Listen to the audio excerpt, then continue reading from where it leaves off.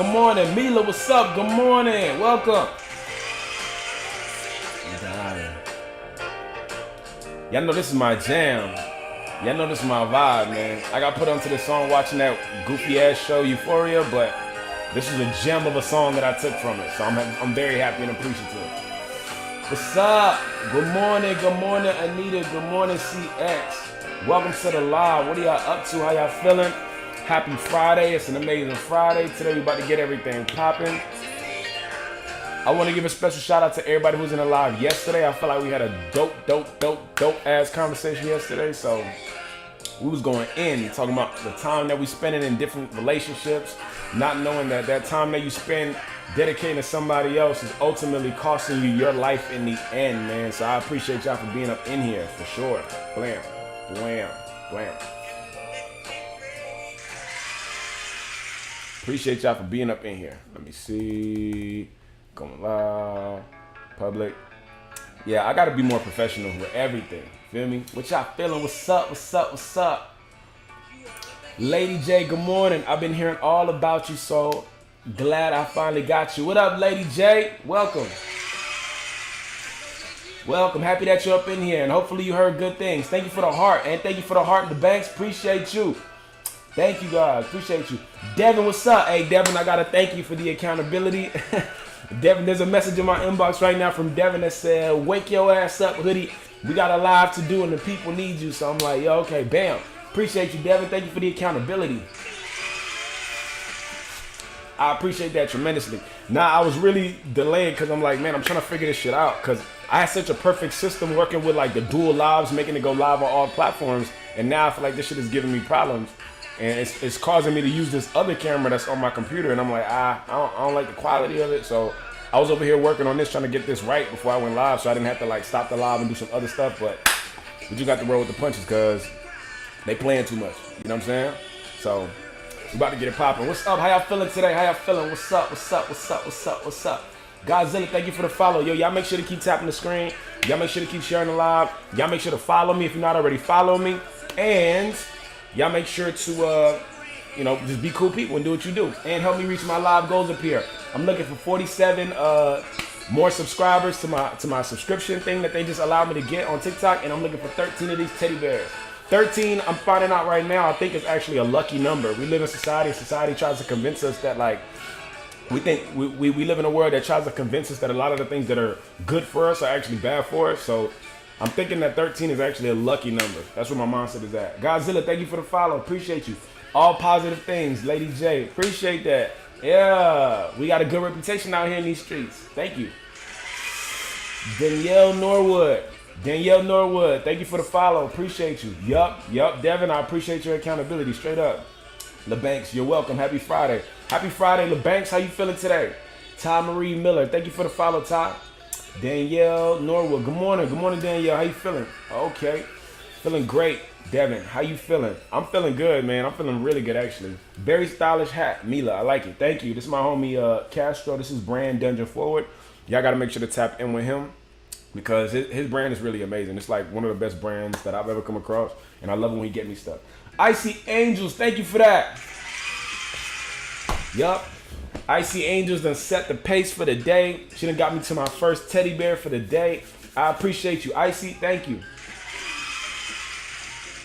Yo, man, today feel like it's... What's up, cousin? Welcome to the live. Yeah, see, that's why I like doing everything on this one, but, you know. Mila, thank you for the roses. Yeah, man.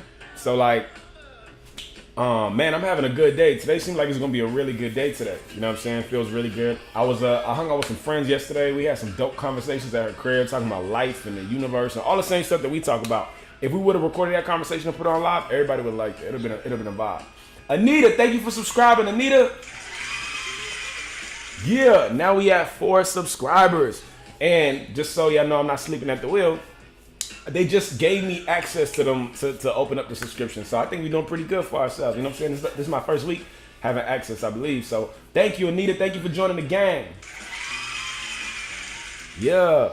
Nah, man, I feel like we have the ingredients to have a very successful day today. Straight up.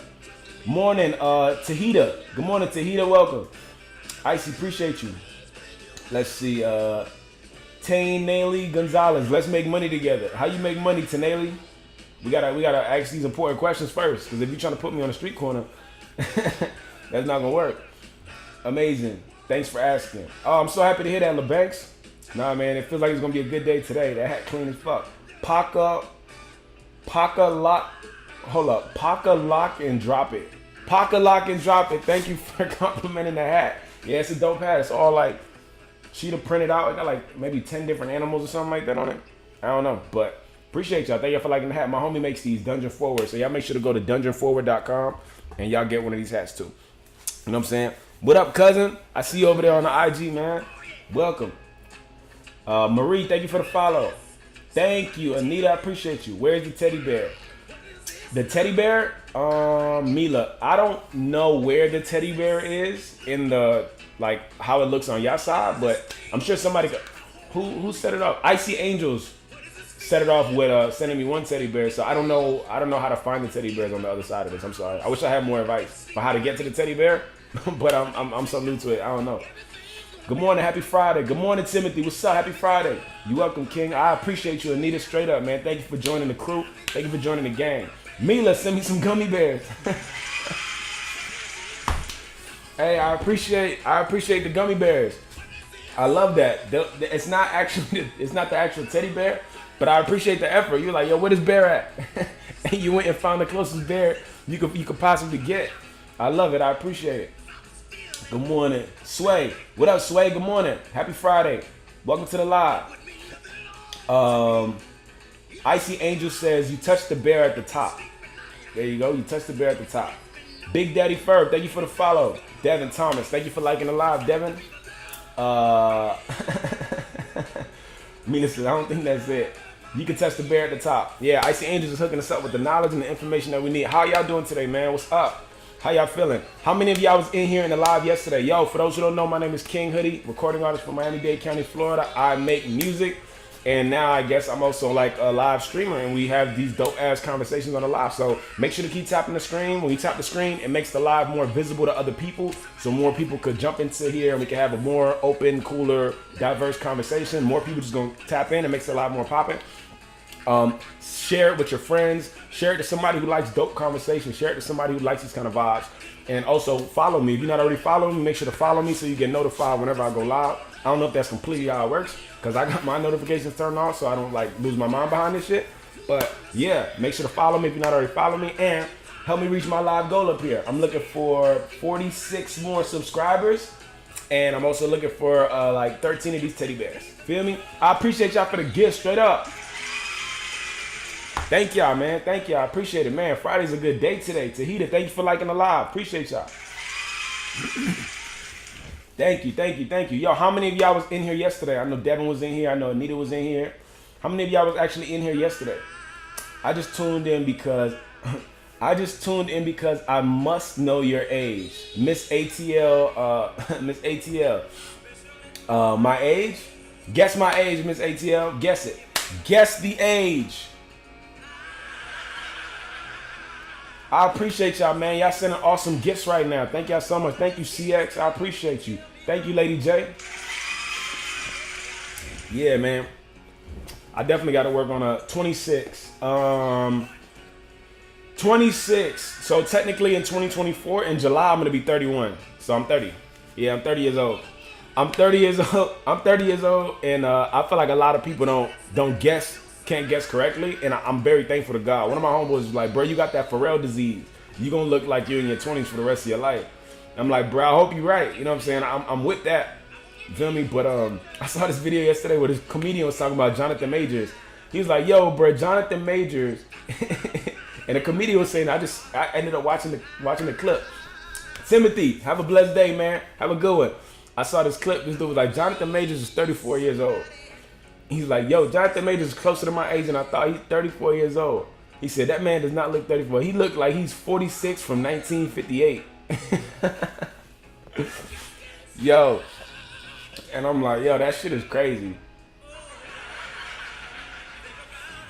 And I thought that was interesting. So I say that to say, man, yeah, I'm 30 years old. I was born in 1993, July 27th. I'm a Leo, born and raised in Miami-Dade County, Florida. I make music. I'm a recording artist. You go on my page, you can see all my music. You look up King Hoodie on all streaming sites and social media sites, you're going to find me. And you're going to find dope-ass vibes. I just released my new single, Turn the Lights Out in America. Y'all should definitely go stream it, request it. Do the whole nine with that song, because that's a song that's like, it's a great song. And that song really represents what it is that we about. You know what I'm saying? Like between me and I think the people that I resonate with, like, bruh, we're the kind of people, especially in this live, like the space that we created, we're the kind of people that we believe in, like, separating ourselves from the group when we understand that that group ain't really for us. You know what I'm saying? Like, we really want to create a new world for ourselves. We want to create a different world for ourselves. You know what I'm saying? Mila, you age life behind wine. That's a good thing. Hey, appreciate you. Thank you for that, man. I hope so, man, because I be seeing some people.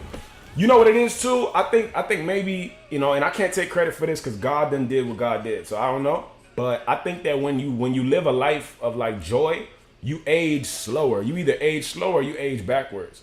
Because when I was 20 years old, everybody thought that I was older than I was. You know what I'm saying? When I was 20, I was like, nah, ain't no way you 20. You like 25, 30 or some shit like that. And I was like, man, nah, I'm really 20. But I was doing work that I didn't really like doing. I was working at a warehouse. So I had to have this like essence of like, I'm a grown ass man, or else they wouldn't put me on the clock. They wouldn't give me enough hours. They wouldn't allow me to make the money that I needed to make to survive. So I had to project this like aura of this older person, I guess. But everybody thought I was older naturally too. And it's funny because when I switched and when I stopped working my regular 9 to 5 and I started just making music full time and said I'm either gonna sink or swim. I'm gonna figure this out. I feel like my vibe changed, my whole shit changed. So I feel like nowadays people are like, yo, bro, you look younger than you are. And I'm like, bro, I think it's because I live a life of joy. You know what I'm saying? Like I'm happy. You know what I'm saying? So it like reverses the aging process pretty much. If you laughing on a regular basis, if you singing, if you dancing, if you doing the thing that you actually love to do, your energy's higher, your frequency's higher. You know what I'm saying? So your body's bound to, you know, gravitate or grip some of those benefits. Your energy's changed. You know what I'm saying? So yeah. Age like fine wine. Thank you, Mila. Thank you for that compliment. I appreciate it. I don't know these celebrities' real names, but your skin is nice. It's too hard to guess black folk age. That is true though. That is true, and I agree with that, man. Cause Angela Bassett done looked the same since I was a child. I don't know what the hell she does with her life, bro, but she looks exactly the same. Angela Bassett looked the same. Morgan Freeman looked the same.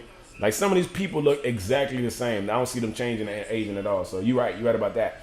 You got the same birthday as my sister. Oh, that's what's up. Leo gang in the house. You have the best energy. Thank you. How do I pronounce your name? Is it Cayenne or how do I pronounce that name? Cayenne Red?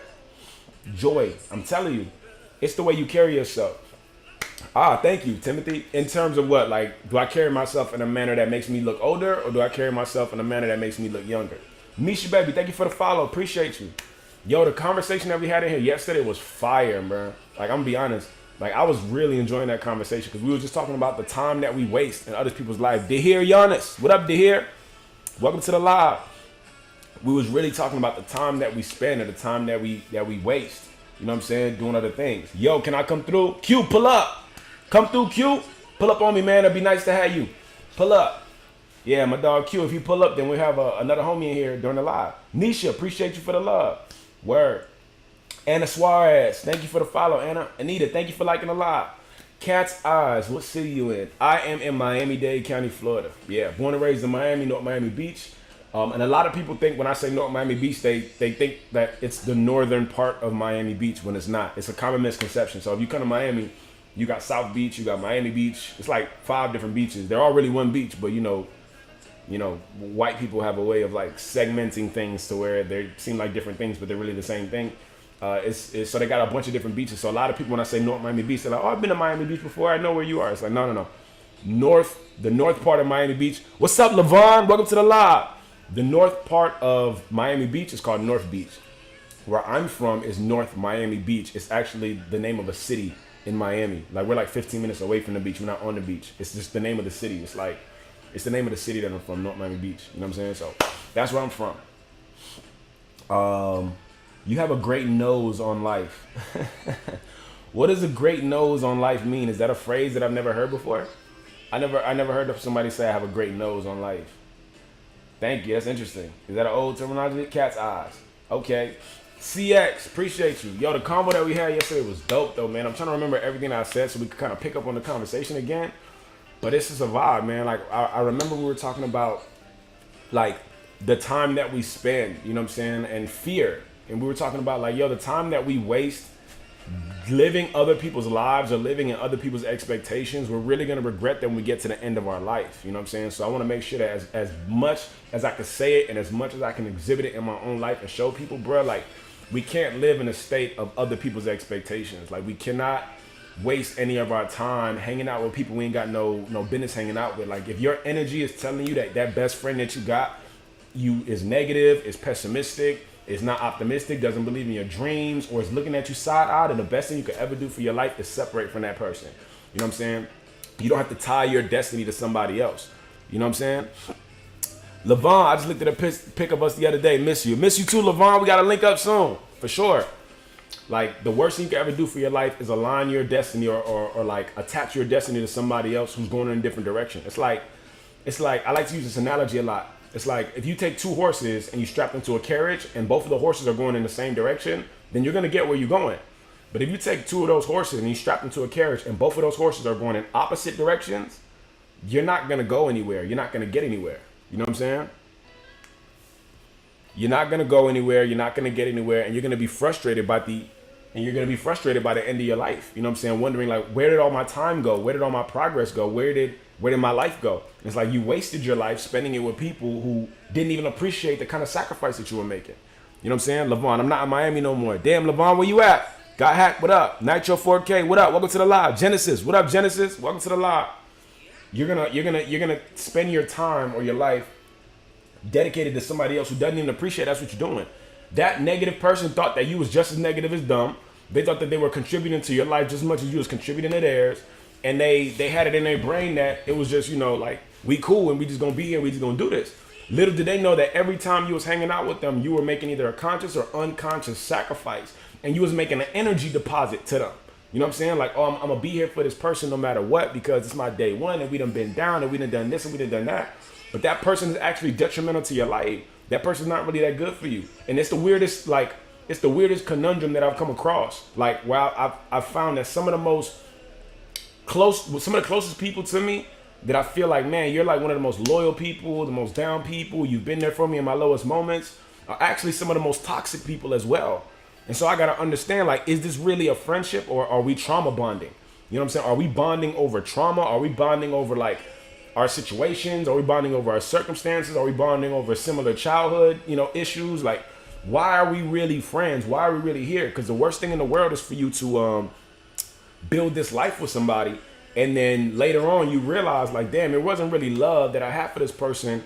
We were really bonded over trauma, and once I started healing my traumas, our friendship changed. And this person is treating me like I done switched up on them, but in reality, it's like, no, I decided to face those things that was hurting me, and so I moved out of that trauma neighborhood. But you still there, and you mad because I don't go back. You mad because I don't go back and follow you in that traumatic experience or that traumatic neighborhood. And we got to decide, like, what kind of life we want to live. Yo, Big Country, what up? Good morning. How you feeling? Welcome to the live. And we got to decide what kind of person that we want to be. Because at the end of the day, man, it's our life, Boom. Let me see. Yes, like the pepper. Cayenne, what's up? Yeah, Q, pull up. All right, let me see. A from Richmond. What up, Maria Smith? Shout out Richmond in the house. Yup, Devin said it. Basically pouring into others when we need to pour into ourselves. You just said it straight up. And it's like, yo, bro, like, a lot of times the people that we're pouring into don't even take that into consideration. They don't understand that you're making a sacrifice because you being a good friend. You're not telling them, yo, homie, I'm sacrificing being here for you, right? Like, you're not a shit person. So you're not sitting there saying, yo, I'm sacrificing to be your friend, right? Like, your energy is really pessimistic and I'm like the brightest source of light in your life, right? Like, that I don't have to be here. I could go and surround myself with positive people too, right? I'm not really draining you of your energy. You're really just draining me of mine. Like, no one's going to sit and say that shit to you, but it's a reality of the situation a lot of times when we're dealing with people who we know we're not supposed to be dealing with. And we stay there because we have this false sense of loyalty, right? And what I'm understanding now is that, the loyalty that we have for people whose energy is not in alignment with ours is a false sense of loyalty, because loyalty is supposed to be a two-way street. So if I'm more loyal to you than you are to yourself or that you are to me, then I got to understand I have a false sense of this loyalty. I'm being very dedicated to somebody who's detrimental to my life. That's a false sense. That's misguided and misdirected loyalty. You shouldn't be loyal to a person who you know is hurting you or pulling you away from your purpose or pulling you away from your goals or like distracting you or like constantly bringing up negative topics. Like some motherfuckers love drama. I used to always wonder, I would go into the laundromat and I would always see Days of Our Lives on television, Days of Our Lives, General Hospital. And I was like, damn, this shit been on TV for a while, right? Like I remember seeing this as a kid and then somebody tapped me and told me, yo, these shows don't end. They continue forever. And I'm like, what do you mean they continue forever? Like, do they at least have season finales? Like, no, bro, these shows continue forever. They don't stop. They continue to go. I'm like, why would anybody watch this shit then? It doesn't end. It's nonstop forever. No. Yo, General Hospital been on TV since the 50s. It's like, yo, bro, it does not end. I'm like, why would somebody watch some drama-filled daytime television that does not end? And then it dawned on me. It was like, oh, bro, the kind of person that could sit and watch daytime television like this that has no ending is a person who's used to constant drama every single day with no end. That is a person who is used to having dramatic shit happen to them every single day with no end in sight, and they're not worried about an end in sight. They believe that that's life, and you got to deal with this dramatic shit every single day. And it's like, bruh, that's not life. That's not life. Don't let anybody's grandma convince you that that's life. Life is not supposed to be lived like that. You're not a beast of burden. You're a human being. Steve Jobs called us the crown of creation. And he said the computer was the bicycle for the mind. You're not supposed to be some like individual that has to deal with all this shit. You're not supposed to live life on defense. And a lot of us don't get that shit. We're so used to living life in survival mode. We're living life like, oh shit, what's coming my way next? It's like, bro, that's not the way you're supposed to live your life. Nah. So when I realized that there are people out here who are used to and are satisfied living a life full of endless gossip and endless turmoil and endless drama, I had to realize, man, like, oh shit, these people are not going to change. Some of these people that love this life, love gossip, love the shade room, love Bad Girls Club and loving hip hop and throwing drinks at a girl and slapping a girl and guys getting into fights over dumb shit. Like, some of these people love this stuff, man. They feed off of it. They don't have enough light in their life, so they never learn how to feed off of light. They never learn how to feed off of positivity. They never learn how to feed off of sunlight, so they had to learn how to feed off of darkness. They had to learn how to feed off of negativity. And so that's what they do. And when you come across somebody who's really pessimistic and really just off, it'd be like, yo, bro, how can you operate like that? It's because they didn't have enough light growing up when they were younger. And so they had to learn and develop this other skill of like, okay, cool, because I can't live off of light. There's not enough sunlight in my life. I have to learn how to feed on negativity and have to learn to feed on pessimism and I have to learn to feed on fear and I have to learn to feed on worry and I have to learn to feed on gossip because I need myself to be fed with something. And when you come across this kind of person, you got two options. Either you can say, okay, I'm going to dedicate my time to helping this person see the light, or I have to understand that there is no version of this where this person is going to see the light on my time. That's not going to happen. Like, this person has to come to that conclusion on their own. They have to change their own ways. They got to come to a conclusion on their own. I can't force you. You feel me? Just the same way I can't force you into the gym, I can't force you to change your mindset. It can't be a push. I can't push you into the gym. The gym got to pull you to it. You know what I'm saying? It can't be a push. It got to be a pull. It got to be something that you're drawn to. It got to be something that you want.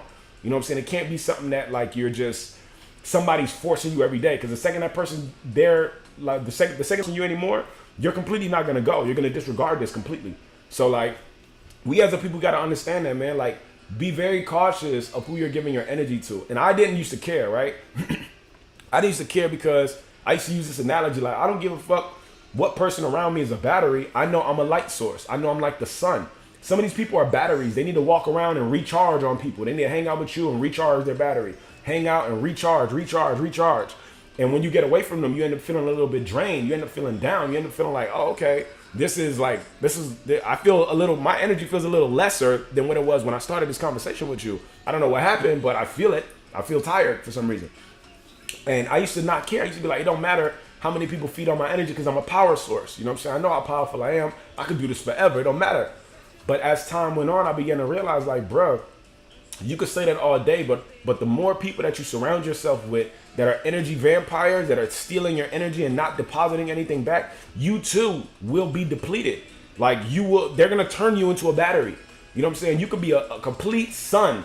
And if you're surrounded by enough batteries, like attracts like. Tell me who your friends are, I'll tell you who you are. They will take your sun, they will bottle that shit up, and they will turn you into a battery too. To where now you're a person who needs to go and hang out with other positive people in order to recharge your battery. And then it continues to go on that way, like hurt people hurt people.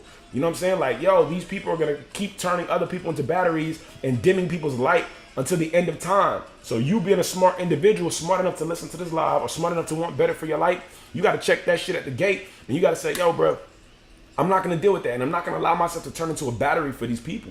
You know what I'm saying? I can't do that shit because God got a plan for my life, and it's going to require all of me. If you think that God's plan for your life is going to require 10% or 5% or 2%, you're misguided. You're misdirected. God's path for your life is going to require all of you, every inch, every sweat, every teardrop, every drop of blood, every breath you can give it. God's plan for your life is going to require all of you. It ain't going to be some passive income shit. Like, God's plan for your life is going to require every inch that you could possibly give it, and then some, and then inches that you ain't even know you had. That's like that inches I'm sorry, my mind just went to a terrible place. It's going to require inches you ain't even know you had. It's going to require energy that you didn't even know you had. It's going to require thoughts you didn't know you could think. It's going to require words you didn't know you could say. It's going to require relationships you didn't know you could build. It's going to require a bunch of stuff that, like, where you at right now, you might not even be able to comprehend that. You know what I'm saying? But it's the reality of your life. It's going to push you to the limit. And I remember saying this yesterday in a book called Chase the Lion by Mark Batterson. He said, God doesn't call the qualified. He qualifies the called. You know what I'm saying? God is not going to call that person that's a lawyer or a doctor to come and do some lawyer doctor stuff. He's going to call that kid from the ghetto in a completely different country to come to America and heal people of AIDS and cancer and lupus and blindness. Dr. Sebi. You know what I'm saying? Dr. Sebi is from Honduras. He's a tall black, he's a 6'2" black African man from Honduras who came to the United States and started healing people of every ailment you could think. He's the only person to ever go up against the New York Supreme Court for practicing medicine without a license in the 80s, and he beat the case. They were trying to charge him for practicing medicine without a license and a whole bunch of other stuff, and he beat the case. They told him, yo, you got to bring at least one person of each ailment that you quote unquote killed to court. He said, they told me I had to bring one of each person. That's like 8 people. He said, I brought 75 people to court. Undeniable. I beat my case. And it didn't even make the newspaper. Because how many newspaper editors are going to put up a story of a black man that can actually heal you in the neighborhood when the biggest doctors at the time can't heal you of AIDS and cancer and lupus and all that stuff like that? And he's doing it for a fraction of the price. And he's actually healing you. He's not giving you a lifetime treatment and a lifetime subscription to these pills like the pharmaceutical companies are. He's actually healing your body and saying, cool, you're healed. Keep on drinking sea moss. Goodbye. Like, actually doing the work. So, like, yeah, I said that to say, man, like, we got to be very vigilant of our energy, man, because if you're not careful, then the people that you surround yourself with, either consciously or unconsciously, will remove you from your destiny and you won't even know it. They're distracted. They're misguided. They're running on emotions. They're running on, other people's time. Like, don't allow them to move you around. And as I'm saying this to you, there are people on the live right now who know, they have a picture in their mind of exactly the type of person or exactly the individual in their life that they know that they got to let go. Like, damn, the person that in my life that matches this description is this person, my sister, my cousin, my brother, my girlfriend, my boyfriend, my husband, my wife. Damn, this person's a little negative. Damn, this person made me feel like I'm tired after I have a conversation with them. I don't feel energized. I feel less energy, and I feel more pessimism, and I feel like I can't do the thing. I feel like the weight then got added onto my life. Like, a picture is probably popping up in a majority of your minds right now. And I want to tell you, whoever that person is that just popped up in your brain as I gave the description of energy vampires, bruh, do yourself the favor. And if you don't want to do yourself the favor, then that's fine too. But just always know that that's a decision that you chose to make. You chose to keep this person in your life knowing that they were a weight to your destiny. You know what I'm saying? And it's all off of a misguided, false sense of loyalty. You know what I'm saying? Mila, thank you for the gift. Appreciate you, Mila. Thank you for the teddy bear. Thank you for that. Appreciate you, Mila. And it's true. It's all off a false sense of loyalty, because loyalty is supposed to be a two-way street. Anytime you're more loyal to a person than they are to you, then you have to understand that your loyalty is misguided.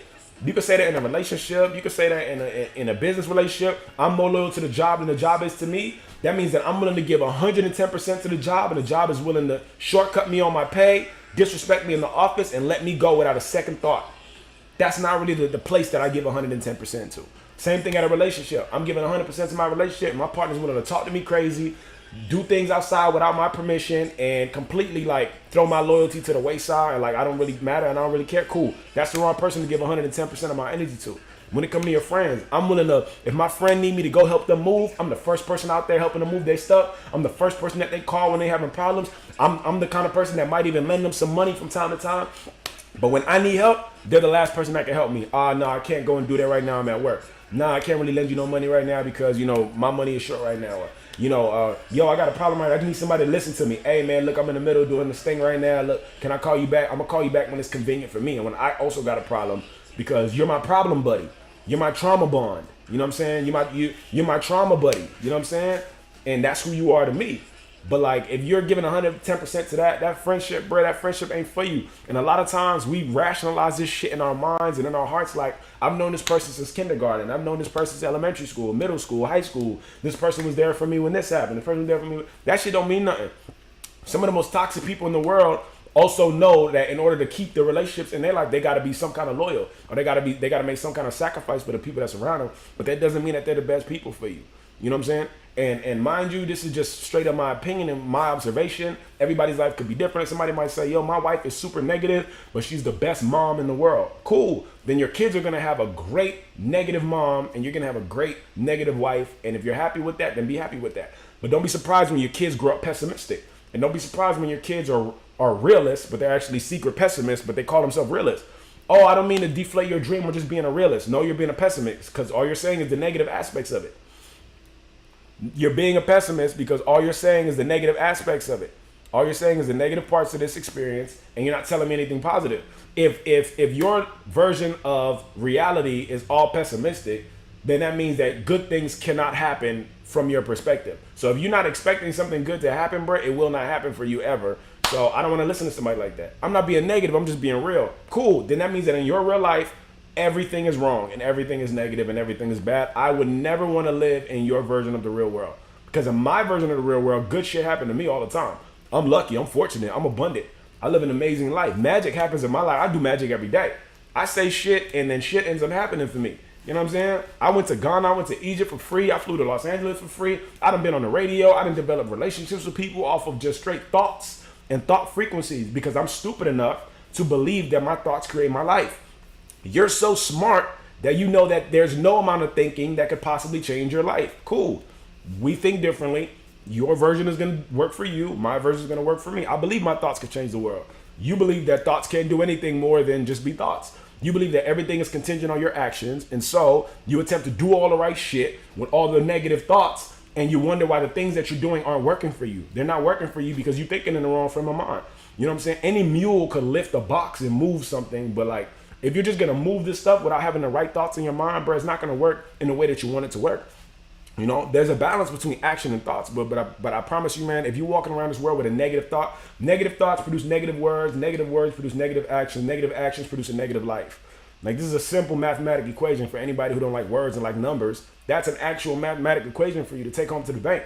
If you think negative thoughts, you're going to say negative words. When you say negative words, you're going to do negative things. When you do negative things, you're going to live a negative life. That's it. Two negatives don't make a positive. You know what I'm saying? And two positives won't make a negative. If you think positive thoughts, say positive words, and do positive things, you're going to have a positive life. You know what I'm saying? If you focus on it one day at a time and say, today I'm going to have a great day. No matter what comes my way, I'm going to have a great day. Whatever comes my way, I'm going to respond to it in a certain kind of way that makes me feel good about myself.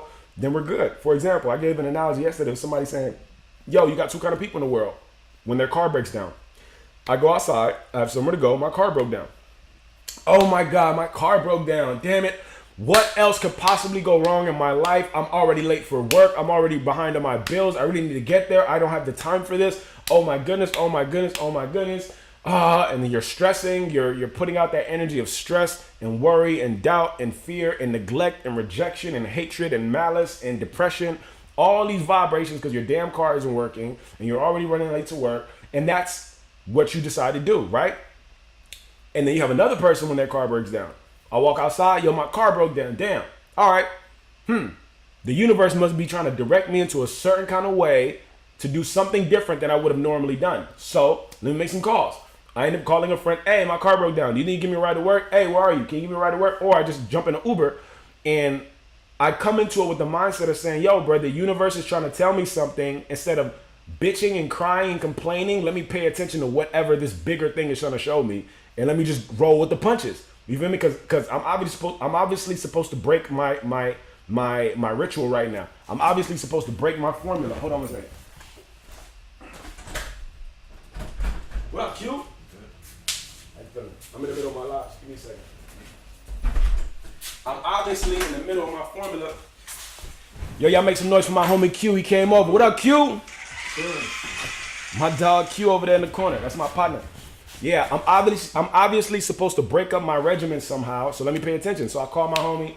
Yo, okay, cool. Yo, can you give me a ride? Cool. I end up jumping in the car. But my mindset is, okay, I'm not going to trip over work. I'm going to call my boss, tell him I'm be late. I'm going to tell him my car messed up. Whatever's problem with the car, I'm going to leave it and come back to it later. And now I'm going to enjoy a ride to work with my friend. I'm going to jump in the car and say, yo, let's have a conversation. Let's talk. What are we supposed to, maybe I'm supposed to help you do something. Maybe I'm supposed to, express some of my problems to you. Maybe you know somebody who can get me another car. I don't know. Mila, appreciate you for the hearts.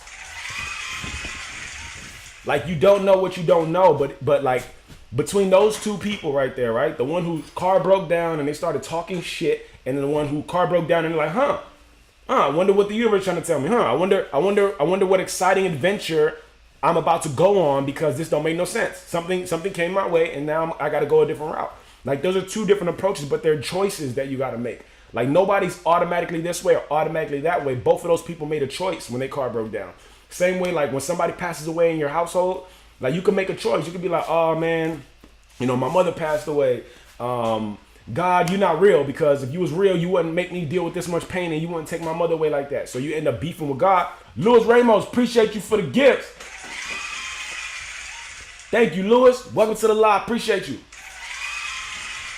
What's up? Welcome to the live. I see y'all over there on IG. Royal facts. You could sit and be like, oh, okay, cool. This bad thing happened in my life. I lost a loved one. And you could throw God right out the window, which I've seen people do. I've seen people do that in real time. Louis, I appreciate the gifts. Appreciate you. And I've seen people do this. Thank you, Louis. I've seen people do this. When tragedy strikes in their household, they get a big problem with God.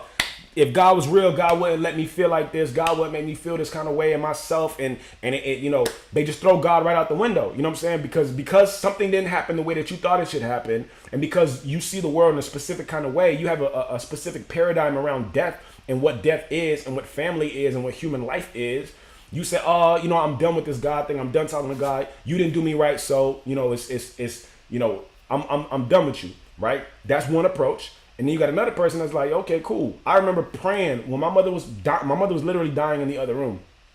And I was sitting on the floor of the hospital in the hallway. They're trying to kick me out because it's COVID time. And I'm sitting on the ground and I'm praying, God, please let her heart come back. Let her soul come back to her body. Let her snap out of this shit, like whatever. And then doctor finally came and told me, yo, we're pumping your mom's heart with a machine at this point. Like there's really not much we could do. And I'm like, man. But in the same breath, while she literally laying there passing away, I'm still thankful, right? I'm still like, you know what, God? I'm still thankful.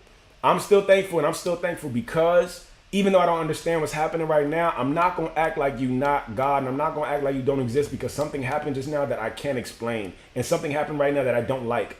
Because the reality is, death is a constant. It's going to come for each and every one of us on one day or another. So this is actually a natural way that it was. No matter if God loves me and I go through the natural process of life, I was gonna have to let go of my mother eventually. You know what I'm saying? Did I think it was gonna happen like that on that day at that time? No, that shit was crushing to me, crushing. But I still wasn't the kind of person to throw God away because something happened in my life that was inconvenient to me. You know what I'm saying? Because I didn't see that never made sense to me. Like no matter what, like on the worst day ever, I'm still not gonna throw God away and act like you're not God just because something's happening I don't understand. It's like, yo, cool. And mind you, I'm not somebody who was raised in church. I'm not raised in none of that. But I do believe if you my creator, bruh, okay, cool. You took my mother and that was going to happen one day. I didn't think it was going to happen this day like this. But it was going to happen one day because the opposite of this would have been my mother losing me. And that's unnatural. And I'm sure she would have dealt with way more pain than I'm dealing with right now. You know what I'm saying? A mother losing a child, I can only imagine. So I say that to say, like, there are two different approaches. I can sit and be like, oh, this didn't happen my way, so I'm going to just cuss out my creator and throw him out the window and go and live my life with an attitude, oh, I don't believe in God no more because, this, that, and the third, and go and start doing all the messy, human, physical, fleshy shit right that you know ain't even right anyway. You know that shit ain't gonna make you happy any damn way. Like you keeping up with the birds right now. Or I could be like, you know what, bro? I don't understand this, but I'm still rocking with you. Why? Because I'm still alive. The world is still here. The world didn't break apart. My world changed. My world ended that day. You know what I'm saying? And I had to deal with that because that's my mama. It's the only one I got. But I'm still like, man, I'm still not gonna throw you away, God, because that don't make sense. It never made sense to me. Like how people, I'm not gonna switch up on you just because you did something I ain't like. You know what I'm saying? I'm gonna still hold it down and still, okay, cool. I don't understand it, but I'm gonna still pray on it because at this point I actually need God even more because I'm faced with something that I don't understand. So instead of me throwing God away and then letting the enemy like seduce me into doing all this damaging shit to my life, I'm gonna stay down. I'm gonna stay ready. And I also told my sisters that too. I was like, look, we're all grieving right now. I want you guys to be very big country. Have a good day, bro. Peace. We're all grieving right now. I want y'all to be very cautious and like conscious of what it is that y'all doing right now. Like during the same week that my mother passed away, I was telling my sisters, I have 3 sisters, and I'm like, yo, I need y'all to all like be really like be on point with what it is that you're doing. Whatever you do right now is about to become a habit. You know what I'm saying? FMB CYY, what up, man? We gotta sit down and talk. Brain pick session. I agree, man. Let's do it. I told him, I said, like, yo, you gotta be very cautious of what you do right now because whatever you do right now in this state of grief is gonna become a habit. Like, if the OG passed away and we just all start drinking like crazy or smoking a lot of weed or saying, you know what, today's the day I'm gonna do coke, bro.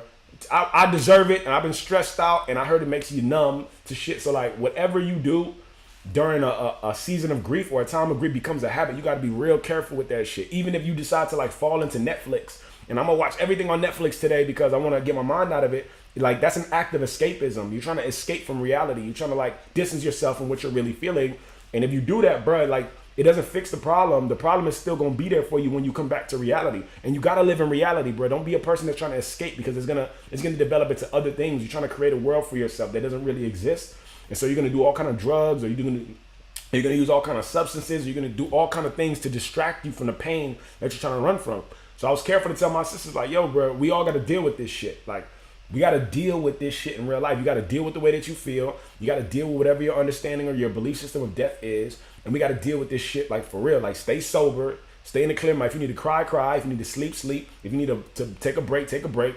But like, we gotta deal with this shit. You gotta stand in this hallway and you gotta deal with this shit because like that's the only way we're actually gonna get through this. And it wasn't easy. It wasn't easy at all. Like, the shit was crazy. Miss Sexy 62, what's up? Like, it wasn't easy, bro, but like you still gotta do it. You know what I'm saying? Damn, hold up. I feel like I lost something important here. Oh shit, Louis Ramos. Yeah, I know how much you feel. Lost my sister and my mom. And I was like that. Damn, Louis. I'm sorry to hear that, man. That's not easy, yo. You speaking facts. Straight up. God bless their souls in Jesus' name. Straight up, Devin. Yeah, man. God bless their souls, Louis. I'm sorry I'm sorry for your loss. Or I guess I could say my condolences. You know, I'm sorry for that. Yeah, you got only one mom. Right. What you saying, Louis? Exactly. My cousin passed away from drugs and she was mentally guns and dollies. My cousin passed away from drugs and she was mentally and physically suffering. Man, I'm sorry to hear that, Guns. That's tough, man. Passed away from drugs, that's not easy. Louis Ramos, I lost them, but I got 2 angels on my side and we open to see things in light. And we become open to see things in light. That's a fact. Shout out to you, Louis. That's a beautiful way to look at it, man. And also, man, I love your name, man. One of my favorite uncles in the whole world was named Louis, and he spelt it the exact same way. And that was one of my favorite dudes ever. So I'm already looking at you in a great light, man. But you're right, that's a great way to look at it. I lost them, but I got 2 angels on my side, and we open to see things in a new light. That's what's up, man. And I'm happy that you got that mindset, man. You're blessed, straight up. You're super blessed. Let me see. That's a big word about not letting your coping mechanisms become a habit. Niche. Nah, it's a fact, Niche. And I had to make sure. Louis, appreciate you for the gifts. Thank you for that. Nah, and I had to be very conscious to tell my sister that because that was the main thing that I was afraid of in my own mind. I'm like, look, we're dealing with pain that we never dealt with before because we loved our mother. Like, our mother was the shit. Like, we didn't have one of those whack-ass moms that was doing for themselves. Like, my mother, she never, like, lived a private world. Like, she dedicated herself to us. You know what I'm saying? Like, she dedicated herself to us. Got hacked. Man, we talking about right now, we talking about dealing with grief, you know? Like, my mother was never the kind of person to run away from problems or run away from stress. My mother lived a very stress-filled life with us, man. But I say that she stuck it out with us. She never gave us up. She never gave us to family members. She never ran away from us. She never escaped this shit. She always faced it. You know what I'm saying? So she always faced it. So I gotta appreciate my mother for everything that she did. Yolanda, have a good day. Have a good day, Yolanda. And I appreciate y'all for following. Yo, if y'all not already following me, y'all make sure to tap the screen. Y'all make sure to share the live. Y'all make sure to follow me to see I can stay up on this, man. Make sure to follow. But like, yeah, man, like, it's so easy for us to fall down these dark rabbit holes. You know what I'm saying? I'm gonna pull up on you. Pull up, Drab. We here, Drab. Pull up. How do you stay motivated during grief? Brower Makeup asked me on IG, how do I stay motivated during grief? Man, it's when I tell you it's the hardest shit in the world, it is. I think for me, the best thing that I did was, because I didn't want to talk to nobody too. After my mother passed away, like, other people be wanting to talk, and I don't want to talk to nobody. I didn't want to deal with nothing. I think the best thing that I could have ever done was like get closer to God in that time. I'll be honest with you. Like that time, I was dealing with shit that I couldn't explain, and I was dealing with shit that other human beings couldn't help me with. So I had to like give up my ego and give up my pride and my vanity and this mindset that I know everything about the world and that I'm so smart and I'm so this and I'm so that. I just had to give that shit up completely, and I had to get on my knees and I had to pray, and I had to submit myself to something bigger than me. Mind you, I'm not a like perfect Christian or anything like that. I don't even know if I am a Christian. I got to read the Bible at some point in my life. I do be going to Christian churches sometime, but like I'm probably not everybody's cup of tea, and I understand that. But one thing about me, bro, I will definitely get on my knees and pray to God. You feel me? And I don't know God's name. Like if somebody be trying to like jump in my life being like, Jesus is king. Say Jesus is king right now. Jesus is the one. I'm like, yo, bro, I'm not going to go for that. Do I like Jesus? For sure. Jesus did good by me. Yeshua. Huh? His name is Yeshua. See, Yeshua. You know what I'm saying? Like, so he's saying Yeshua. Other people saying Jesus. And somebody else said, huh? It's in the Bible. I believe that. I do believe that. But like at the same time, it's like, that's what I'm saying. I'm not going into the name debate. Like I'm not going to debate somebody over what the name is. I'm going to just say, look, my creator is who I talk to. When I get down on my knees and I pray, I'm talking to whoever created me, whatever being created me and put me on this planet that has all this air and all this water and all these trees and all these animals and all these fruits and all these vegetables and all these things for me to live 100 years here. Bro, that's what I'm praying to. So everybody could like keep their own specific whatever's to themselves. Do what you do, man. I ain't hating on you, and that's your business. But that's what I'm talking about. When I pray, when I talk about like how I'm navigating the space, that's what I'm talking about. God, we must know for ourselves. Damn. Miss Sexy 62, I lost my oldest daughter, passed away August 14th. The pain is still there. I'm sorry to hear that, Miss Sexy. I'm sorry to hear that. That's not easy. I know that's not easy. Like, losing a child is a different kind of pain, man. Like, I have a friend of mine, he lost a newborn, you know, and that shit, like, when I say, like, devastated him, like, it devastated him. You know what's really inside of somebody's mind if you talk to them long enough on a regular basis, and like the subject or the conversation always kind of leads back to a specific subject. You know that's something that's prevalent in their mind. Like if I talk to you for the next 5 days and we having a conversation, at the end of it, if we talk for like an hour, at the end of every conversation, it's like you end up talking about this child that you lost. I know that it's something that's still really in your heart. And my friend was like that. Like I would talk to him, and I feel like towards the end of every conversation, he would always somehow talk about the child that he lost. And I really felt for him. I'm like, damn, bro, like, you really feel that way. And it wasn't until recently that he was able to like cope with the passing of his child. And he and I had some similar experiences because we both did mushrooms around the same time, right? Mind you, I'm not a drug advocate. I don't smoke. I don't drink. If you see that alcohol up there, that's going to be there the same next time you come. This has been here for 2 years. Like, I have not. Q, you ever seen me drink? No, not at all. This is crazy, bro. Like, I don't have nothing against drinking. I could definitely go out and drink. Sorry. I don't got nothing against drinking. I could definitely go out and drink. I just like, I'm very particular about what I do to my body. So I don't drink, I don't smoke. I don't remember the last time I had a candy bar. Like I'm very particular about what I ingest.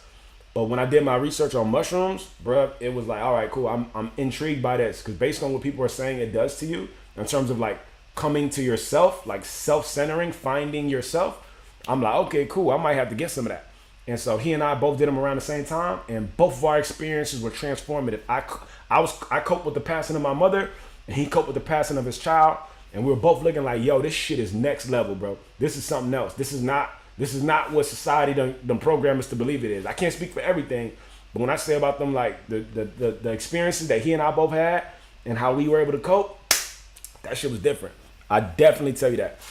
Got Hack 305 says a millionaire told me to take mushrooms. Bro, when I tell you that 4 to 5 millionaires told me to take mushrooms and DMT, I mean that shit. Like a bunch of really successful people. I'm like, yo, bro, I don't be trying to do no psychedelics because I'm not trying to get cracked out and crazy and lose my mind.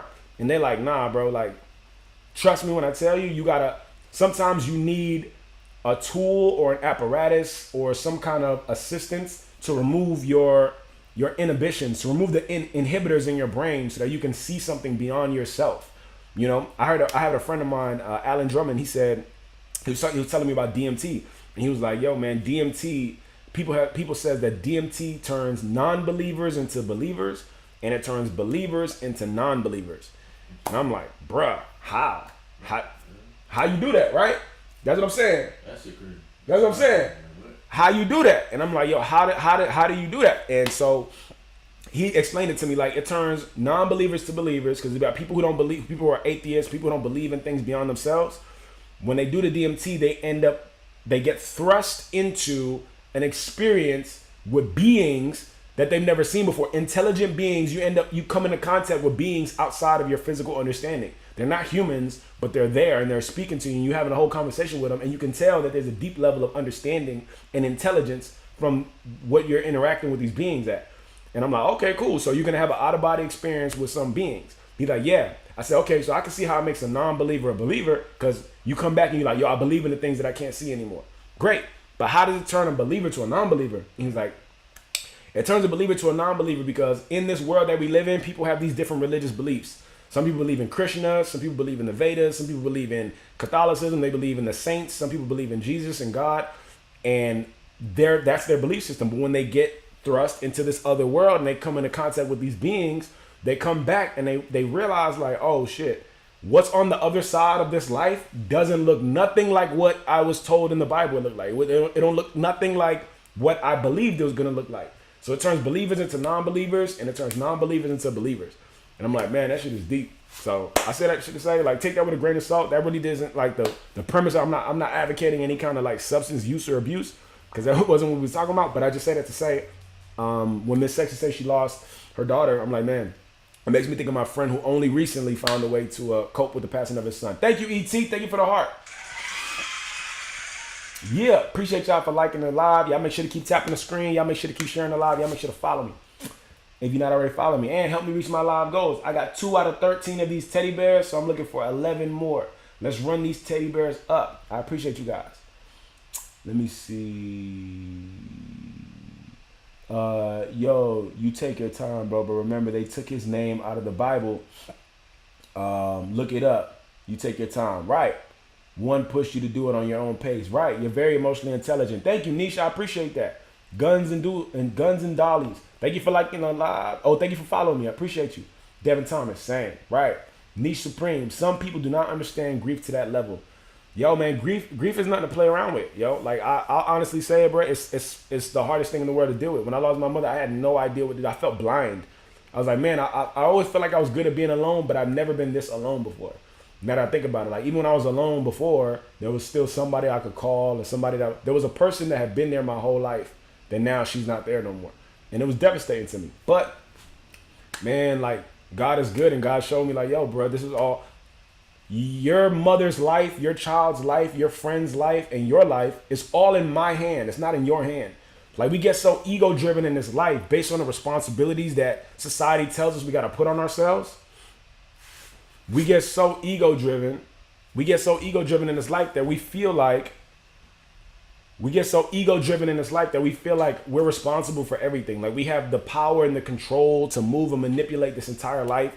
Like we really have these God complexes where because we're the biggest and the baddest thing on earth, we think we're the biggest and the baddest things in the universe. And we think that we can like undo or reprogram like real genetic natural laws and happenings and situations. Bro, you can't control death.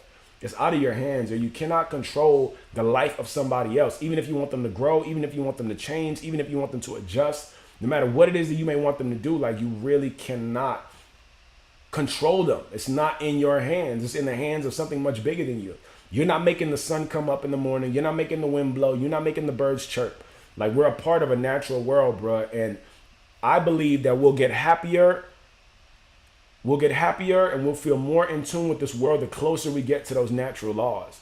Like the closer we get to understanding how and why the birds chirp, how and why the wind blows, how and why, like the closer we get to these questions and this understanding of like, yo, bro, there are things that are smaller than me that require me to take care of it. And there are things that are bigger than me that I require to take care of me. And like the second we start getting into groove with like nature, I think we'll all live a much happier life. And it sucks sometimes. And that's why my song Turn the Lights Out in America is such a good song for y'all to go and stream right now. Go stream it, go download it. King Hoodie on Apple Music and King Hoodie on Spotify. Turn the Lights Out in America. But that's why a song like that is so relevant, because we were born and raised in such an unnatural state that the natural stuff seems foreign to us. You know what I'm saying? It's like a black person that was raised with nothing but white people, and then when he see black people looking at them like they're enemies too, like, oh my gosh, what is this? We're the same, bro. What are you talking about? Oh no, I've never seen you before. You must be the enemy because I was raised with nothing but white people. They're my family. You must be outsiders. And it's like, nah, bro, like, check yourself. We were raised in such an unnatural state that now when we're brought to the natural, it is weird to us. If I tell you to eat this fruit or eat this vegetable that only grows in South America, you're gonna look at me like I'm crazy, or you're gonna look worried and scared because you think it's gonna be poisonous. And it's like, bro, there are people who live for thousands of years off just the land itself. Because you were born and raised in an apartment or a house with running water, you think that that's the natural way things go, bro. But somebody built that shit. Like, you know what I'm saying? It's not, we're born and raised in such an unnatural state. Then we're brought to natural concepts and natural principles. It's so foreign to us that we reject it. And I want to remind us all, like, bro, unplug yourself from this unnatural shit sometimes and plug yourself back into nature. Plug yourself back into something that's real. Plug yourself into meditation. Plug yourself into eating like real food, not fast food. Drinking spring water. Like, plug yourself into something that's natural, and you'll be surprised how your life begins to change. You know what I'm saying? Let me see. I know I missed a bunch of comments. Boo Queen, what up? Nat, what's up, Natalie? Let me see. Natalie says, I'm on a flight back to Cali. I love being in control. So anything that takes that away from me, like drinks, etc., I can't. Yo, Nat, I'm telling you, like, I like to drink. I've always liked to drink. Drinking was always a vibe. Drinking just makes me more of myself. Drinking just makes me like this, except I'm on 10 with it. And I'm like, yeah, it's a vibe. It's a whole vibe. But at the same time, I told myself I wasn't going to drink just to see if I could stop it. Like, I like having control of myself. I don't like being a slave to something else or something that I like. So sometimes I'll fast from something. Like, yo, I'm going to not drink for a month, not eat this kind of food for a month. Because I want to know, and I want to trust myself. You feel me? The reason why most people don't have confidence, God hack, nothing is ours, right? The reason why most people don't have confidence is because they've lied to themselves. They said they was going to start a workout regimen that they ended up not doing. They said they was going to start a business that they didn't do. They said they was going to call somebody they ain't called. They was going to do something they didn't do. They was going to say something they ain't say. And so as we keep lying to ourselves, we lose confidence. We lose confidence in ourselves because we don't trust ourselves no more. I've been said I was going to do that thing and I didn't do it. I procrastinated, so you don't trust yourself anymore. So your self-esteem goes down like that. But the way to start building your trust back in yourself is by doing exactly what you said you're going to do. I said I was going to wake up at 5 in the morning and I got my ass up. I said I was going to start the live and I started the live. I said I was going to stream even though there's only 3 people in here, and I'm going to stream even though it's 3 people in here. Like, if you're willing to go through them ugly phases and still do what you said you're going to do, your confidence rises. Confidence, confide in self. Like, your confidence will rise. And as your confidence rises, your ability to do more complex and extravagant things goes up. You know what I'm saying? So the reason why I'll stop some shit like cold turkey is because I want to build confidence and trust in myself. That, look, no matter the circumstance, I know I can trust myself to cut anything out at any time or start anything at any time. So I stopped drinking just because of that, but I like to drink. But I said it to say, when Nat was talking about being in control, it seemed like anything that takes the control away from her.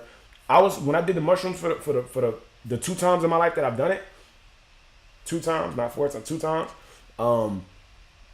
man, I was shockingly surprised at how much control I had over the experience too. Like, I felt like at any point in time I could snap out of it and just go to the corner store and grab some chips. But like it was just an extraordinary experience, man. But I'm somebody like that too. Like, I feel like I need to have control in my life. Like, the reason I don't smoke is because I don't like the way smoking made me feel. Smoking made me feel paranoid. I think about all the worst shit in life. Huh? Facts? That's why I don't smoke. Yeah, bro, that shit. What'd you say? You say it louder so the people can hear you. That's why I don't smoke. That shit do the same shit to me. It make you feel like what? It make you feel crazy? Paranoid. I'm like, nah. Paranoid. My uncle was the first person who told me that shit. He was like, bro, I don't smoke because it made me paranoid. And at the time, I was 14 and I was smoking. I'm like, I don't know what you're talking about, uncle. This shit is a vibe. Like, you smoke and watch cartoons, you having a whole different experience. And but as time went on, I began to feel that way too. Like, yo, I'm just getting reminded of all my damn problems when I smoke, bro. Like, I'll be having a good day, I smoke, I'm like, shit, my life is in shambles. And I don't even really be in shambles. I just think about the worst shit. So I don't smoke because I'm like, smoking bring me out of control, bring me out of character. But the shrooms, man, I'm telling you, what the hell is this?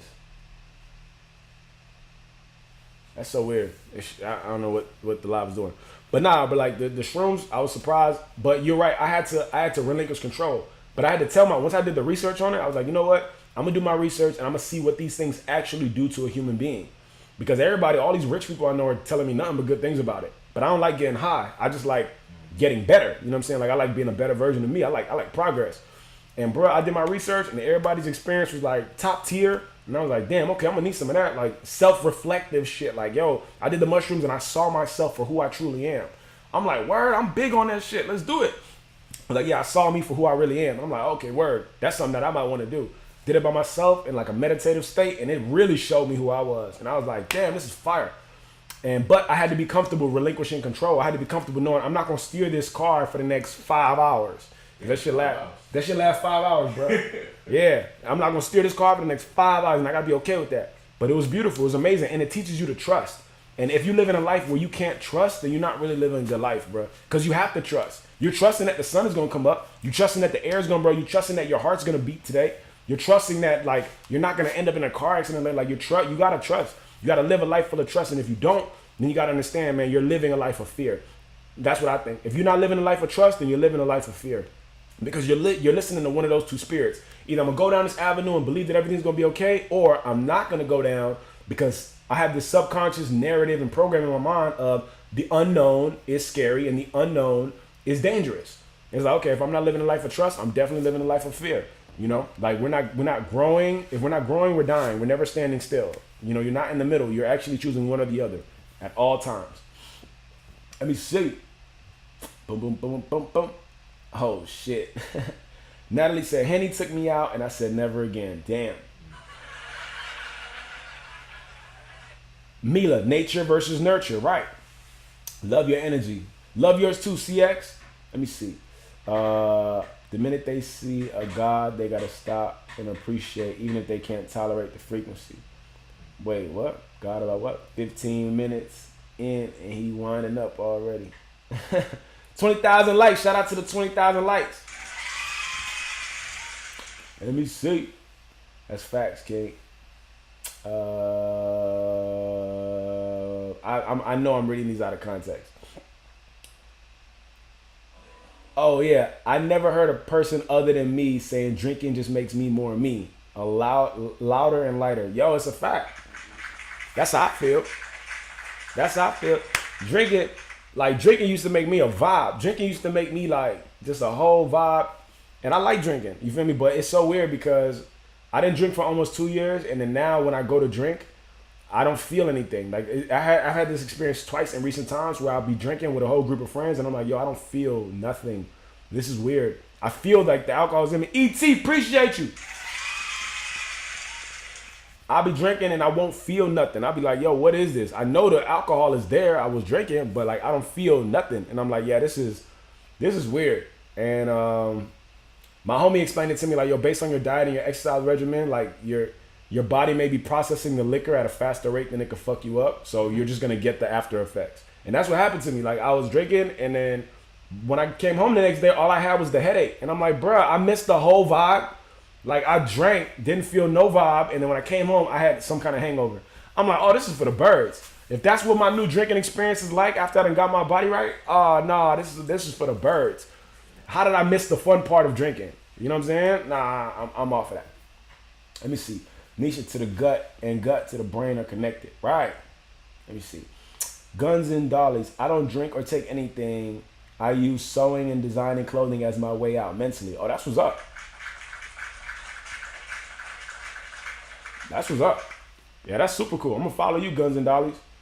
Yeah, my dog said, I am not drinking or smoking with y'all. I'm going to come to the club with a sewing machine. And I'm about to have the time of my life, dog. Salute, Hoodie. Keep killing them, King. Hey, I appreciate you. Smoke drop, smoke shot. Thank y'all, man. Let's keep building and growing, yo. I like y'all. Let me see. I'm always mean, so I wouldn't notice. Damn. Henny, I be out of there. Gotta be the devil himself. Pissed because, girl, that's crazy. Wine and mixed drinks be making me cry. I cannot be living that life. Yo, that's crazy. Artsy things help a lot. Louis Ramos, you ever try Frequency 369? What is Frequency 369? Huh? What is like? Right? I never heard of that. You know what that is? No. Yeah, I don't know what that is. Yo, this is my homie Q back here. For those who don't know, Q, say what it is. It's good. Yeah, my dog Q back there editing some videos that we got from last weekend. We getting it popping over here. Nah, I've never tried Frequency 369. I don't even know what that is. I would love to know though. You probably transcended the experience. Yeah, I don't know. That's horrible. I'm telling you, man. Like, let me see. Boo Queen says, after be vegan for so long, drinking ain't fun. Whole throat feel like it's closed up the next morning. Damn. That's tough. Guns and Dolly's old lady here. Yo, my dog Guns and Dolly said, I'm showing up to the club with a sewing machine. I'm not playing around with y'all. I'm about to get up in here and like, yeah, girl, I can't believe he said that shit. Sewing in the club. Yo, if I was to ever go inside a club and see a lady with a sewing machine in there, bro, I would think I'm in the wrong fucking place. I'd be like, yo, I either died and went to shopkeep heaven, or I don't know where the fuck I'm at, but I'm in the wrong place. This is crazy. Or I would just hang out with her. I'd be like, yo, you different. Let's hang out. Or I would just think that she's late on her work. Like, yo, she must be putting in overtime. Because she done brought work to the club. She not playing around. She didn't bring work home. She brought that shit to the club. It's Levon. Hey, Levon said, what up, Q? Yo. Here we go. I'll sew your next club fit. I'll take it. I want to see what kind of clothes you sew. That's dope. Anita, appreciate you for the gift. Let me see. Motherfucker brought crochet to the bar. I'm sorry, that's funny. That's actually very funny. E.T., I was 17, you're like, oop. And my mom said, that's not for kids. Nah, we know what it is. I remember being 14 trying to get drunk. Me and my dog was stealing wine coolers they was having a neighborhood party, and me and like 3 of the homies was stealing as many wine coolers as we could get. And I was like 14, you're like, man, I gotta grab these shits. We gotta make it work. And man, sure enough, we got faded quickly. He'd be like kids drinking wine coolers, Jen. What are your thoughts on online dating apps? You mean like Tinder and like stuff like that? Online dating apps? My thoughts on online dating apps are they might work. I'm not sure. I mean, I feel like, to be real, any tool that you use to connect with other people could work to your advantage. You know what I'm saying? I think that any tool that you use to connect with other people could probably work. Like, there are people who met each other online. Like, if I meet somebody like in a space like this, I'll probably trust it, because it's like I have to like see you and know you. You know what I'm saying? To a certain degree. That's questionable. What'd you say? That's questionable. Q being pessimistic over there. You see what I remember telling y'all about pessimistic friends earlier? Q being pessimistic. What'd you say? I'm being cautious, not pessimistic. He said he's being cautious. That's the excuse. That's what I'm telling you. You gotta cut these friends off. Keep them out your circle. All right, no, but you saying you wouldn't trust nothing like this? No, I'm not saying I wouldn't fully not trust it. I'm just saying, like, certain situations, certain people, they take these platforms as an advantage to take advantage of people. Yeah, So, I can see that. Or they try to, like, some people are just flat out crazy. So Yeah, I can see that too. Bruh, did I ever tell you a story about this one girl on Big O? When I was streaming on Big O Live, she started tripping. She created a whole relationship in her mind. yeah, you told me. I told you about that crazy ass shit? Yeah, bro. Like, Yo, yeah, so like that, like, maybe I rescind my prior statement. Maybe I rescinded. My friend and talked some sense to me with his pessimism. He done spoke some sense. Nah, but like when I say an app like this, I mean, if I'm actually video chatting you on a regular, then I would trust that. But if it's like just, you know, one sided, then maybe not. But just to answer the question, online dating apps, I feel like any tool that you use to connect with people, as long as like it's a real person you connecting with, then you probably good. Like, you know, hang out with them. Background check. Yeah, Q said do your background check. He ain't playing that Jeffrey Dahmer shit. He ain't messing around over there. So appreciate you, Anita. I'm telling you. All right, let me see. Wine coolers. Yeah, we was getting fade on the wine coolers back in the day. Jen Niche, right. I love me some wine coolers. The Corona refresher or everything. I'm telling you. Empty the clip on your own homie. Hey, Niche, right. You seen him come with that pessimism? How dare he? How dare? But he was right though. Cause I had to, yeah. I get what he's saying. Cause yo, I was on another platform streaming Big O Live before I came over here to TikTok. And man, when I tell you like people are like crazy, it's crazy. That hat fire. Oh, thank you, Levon. I appreciate it. When I tell you like I had a situation, one girl, we was in here chilling just the way we chilling right now. Just like if it was any other, awesome young lady in the live, and she would like tap in and jump up in the live. Mila, appreciate you. She would tap in and she would like tap into the live and have these conversations. It would be a vibe. Kinda, because I remember the first time Mila, I really appreciate you. Thank you for the roses. Yeah. So she would tap in the combos and jump into the box and like have talks. And I remember the first red flag I kind of detected was like I remember she said something like, how other people on the app, before I got on the app, other people was like, you cool. You're not like these other people that hating on me. Some of these influencers on the app, they clicked up and so they all hating on me. And so in my mind, I'm like, everybody hating on you, huh? But I ain't made no big deal of it. Fast forward, I'm going live. She loving the lives and shit. She'll tap in and tap out from time and again. And I'm talking about the same shit I talk about now. Like we talk about life, God, energy, relationships, businesses. Like I did a whole live the other day about credit. Like we talking about stuff. And so she ended up DMing me on Instagram saying, yo, I got my LLC. Do you know anybody who can make a website for me? And I was like, yeah, my brother-in-law can make a website for you, right? And she was like, oh, your sister's man, right? Like it was like your sister's man, right? Not your girlfriend, not your lady's brother, right? Because I don't think I want your girlfriend to know about me just yet. Huh? On that weird stuff already. On that. Yo, what is this? Yo, on that weird shit already. Like on that weird ass shit already. And I'm like, yo, what are you talking about? You don't want my girl to know about you. Like what does that even mean? And so I'm like, yo, so I sent her a message. I'm like, yo, what is that supposed to mean? You don't want my girl to know about you? Like, yo, I can't be friends with girls who's not friends with my girl. We a package deal. That's the end of that. And so I thought that was gonna be the end of that. And I'm thinking, okay, cool, it's the end of that. Bruh, she ended up, I remember telling my other homegirl about that.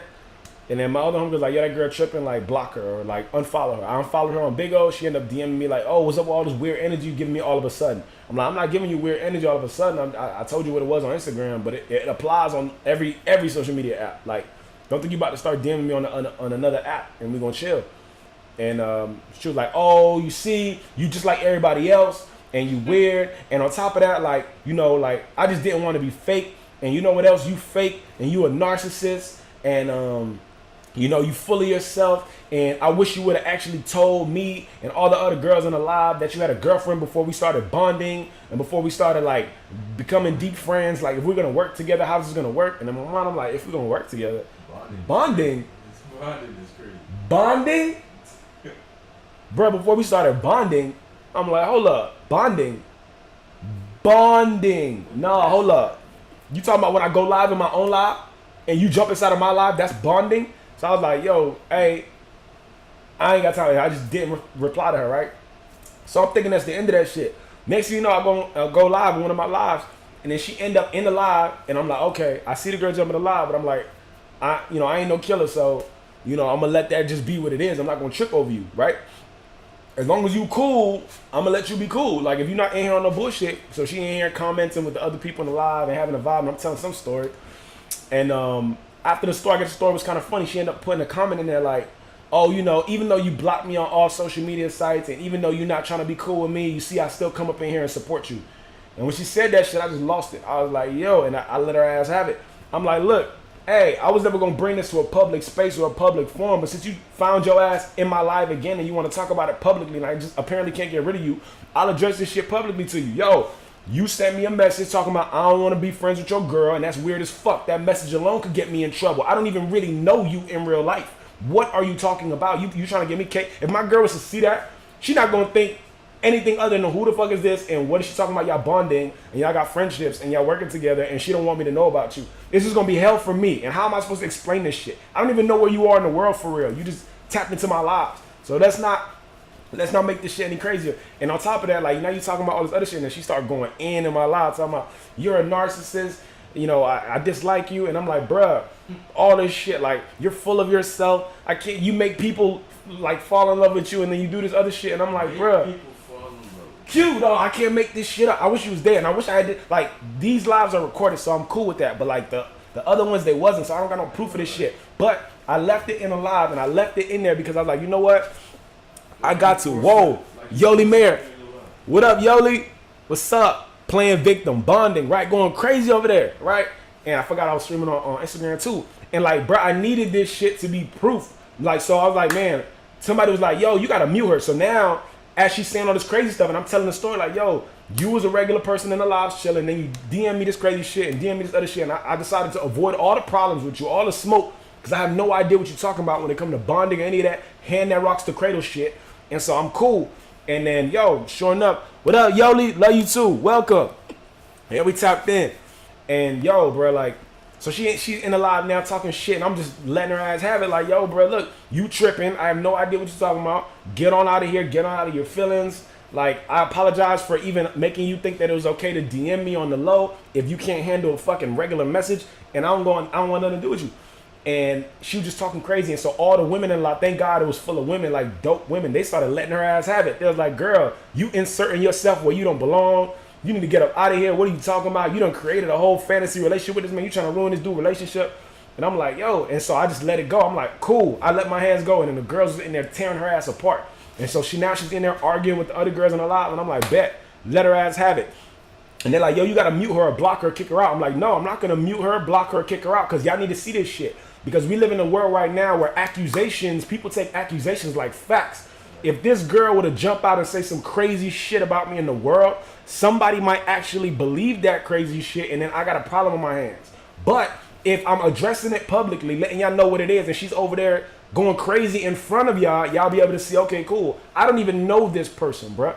Like, and on top of that, I'm a man, and a black man at that. Like, them accusations, bruh, there was a time where accusation would have took your life on some Emmett Till shit. You know what I'm saying? Or even like in the 80s, the Central Park 5. And I know one of them Central Park 5 dudes, Raymond Santana, he a friend of mine. So it's like, yo, bro, and I'm not going to end up in no Jonathan Major shit. I'm going to let that shit play out in a public forum.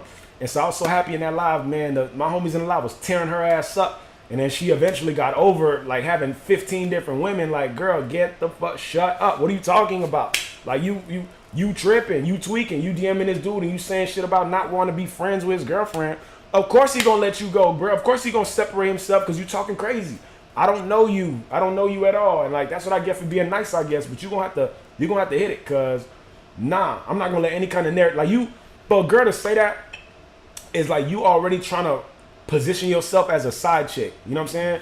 You trying to sneak your way in, yeah, let's talk, but I don't want your girl to know about me. So now you trying to like subliminally give me permission to have secret topics with you. That might work for a bird ass nigga. That might work for somebody who wants to do that with you. I don't know you, and I'm not interested, bruh. Like, that shit ain't, whatever you trying to do ain't gonna work. And it's sad because she couldn't even understand that. Like, she couldn't even understand, like, yo, that was a failed attempt, and now be cool. But she wasn't cool. She went crazier. Oh, I wish you would have told me you had a girlfriend before we started bonding. Bonding, like, what? What you talking about? You in my life? I'm on my own channel. What are you saying? Where did the bonding happen? Where's the bond? Where's the bonding glue? I'm trying to understand. Where is this shit at? And yo, shit ended up crazy. But that was pretty much the end of the conversation. Like, after that, she ain't show. I'm sure she got me blocked on everything. And I'm sure to everybody in the world, I'm some sort of narcissist, and I was the worst villain that she ever came across in her life. And I'm like, nah, man, like, I don't know where you get this shit from. But that did let me know, and that's just going to Q's point. That shit did let me know, like, yo, there are some people out here that will create a narrative about you in their mind based on the internet. And that shit might come with some consequences. So I'm happy that I was able to like alleviate that situation without it being any extra shit. But yeah, I knew it. I knew I wasn't gonna mute you. I'm not gonna block you. I'm gonna let you talk your shit, cause the world gotta see how crazy you are. I'm not gonna let that shit, cause then it's gonna be your word. If I try to like suppress you, it's gonna be your word versus mine. And then, you got some weak ass homies that'll be like, oh, bruh, you really don't know this girl? You really didn't do nothing with her? No, I don't know this damn person, bro. Hey, don't come at me like that. Like, it'll really get crazy. The accusations when it come to men is like a lot of times society thinks that men are like this and that these female accusations are like super true. And it's like, no, I can't afford to end up in no stupid shit like that. You know what I'm saying? I'm a great guy. I don't got no time for that crazy ass shit. So yeah, that's pretty much it. I know that was a long story, but yeah. I'm telling you, IDKY, this story is taking me out all over again. I'm telling you, man, that shit was crazy. That's crazy, right? This is wild. I'm telling you. And it's like, yo, so that goes to Q's point. Because Q, I was just saying, like, yeah, we can kick it. And because somebody was asking about dating apps, and I was like, and Q was like, nah. And I'm like, you know what? I did have one experience thus far in a live streaming game where it's like, nah, you could, that shit is for the birds. Fall in love is wild. Bruh, come on. Jen, you're a narcissist is crazy. She don't even know you. Bruh, she made it, she was telling me I'm all the worst shit. I'm a narcissist. Now I was also gaslighting her. I was making her seem like she was crazy. I was just everything. And I'm like, bruh, like you really only, you don't know me for real. You only just jumped into my live and we had combo like this. But like if I, huh? Everything in the book, but your name. Yeah, she called me everything, bro. She called me everything, and I was like, man, I just couldn't help but laugh because I'm like, I don't even know you. However, in my laughter, I also understand how dangerous the situation can get if it's not handled properly. Like, because a woman jumping out of woodworks and hitting you with an accusation, that shit could come out and be crazy.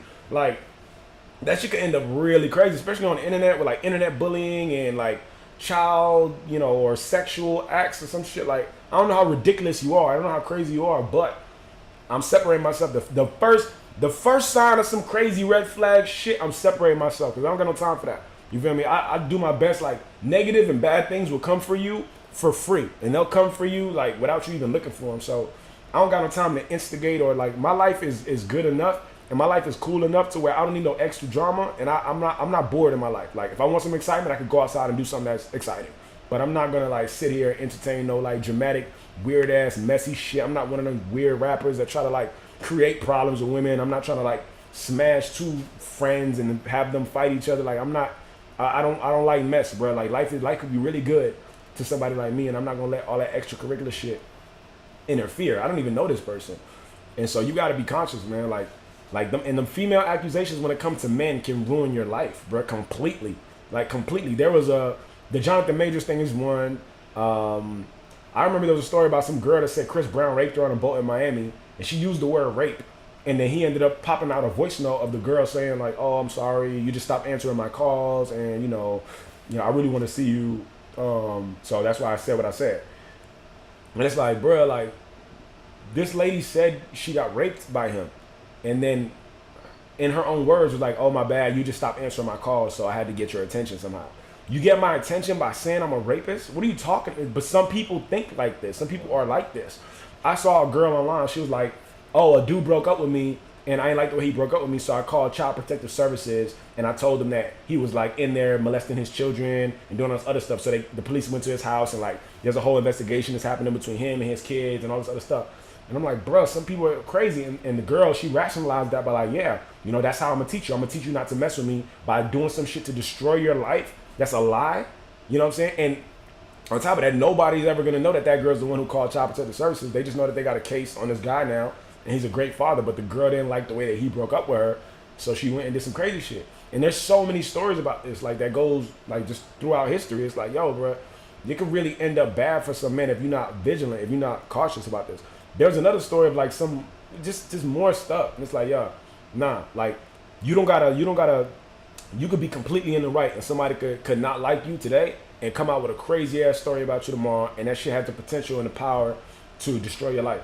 And so before any of that extracurricular shit come my way, I'm like, I'm gonna nip that shit in the bud. So that's just more reasons why I let her talk crazy. Like, yo, keep talking, so that the world can see it. Now I got like 50 witnesses of you going off your rocker about a million things that don't make no damn sense.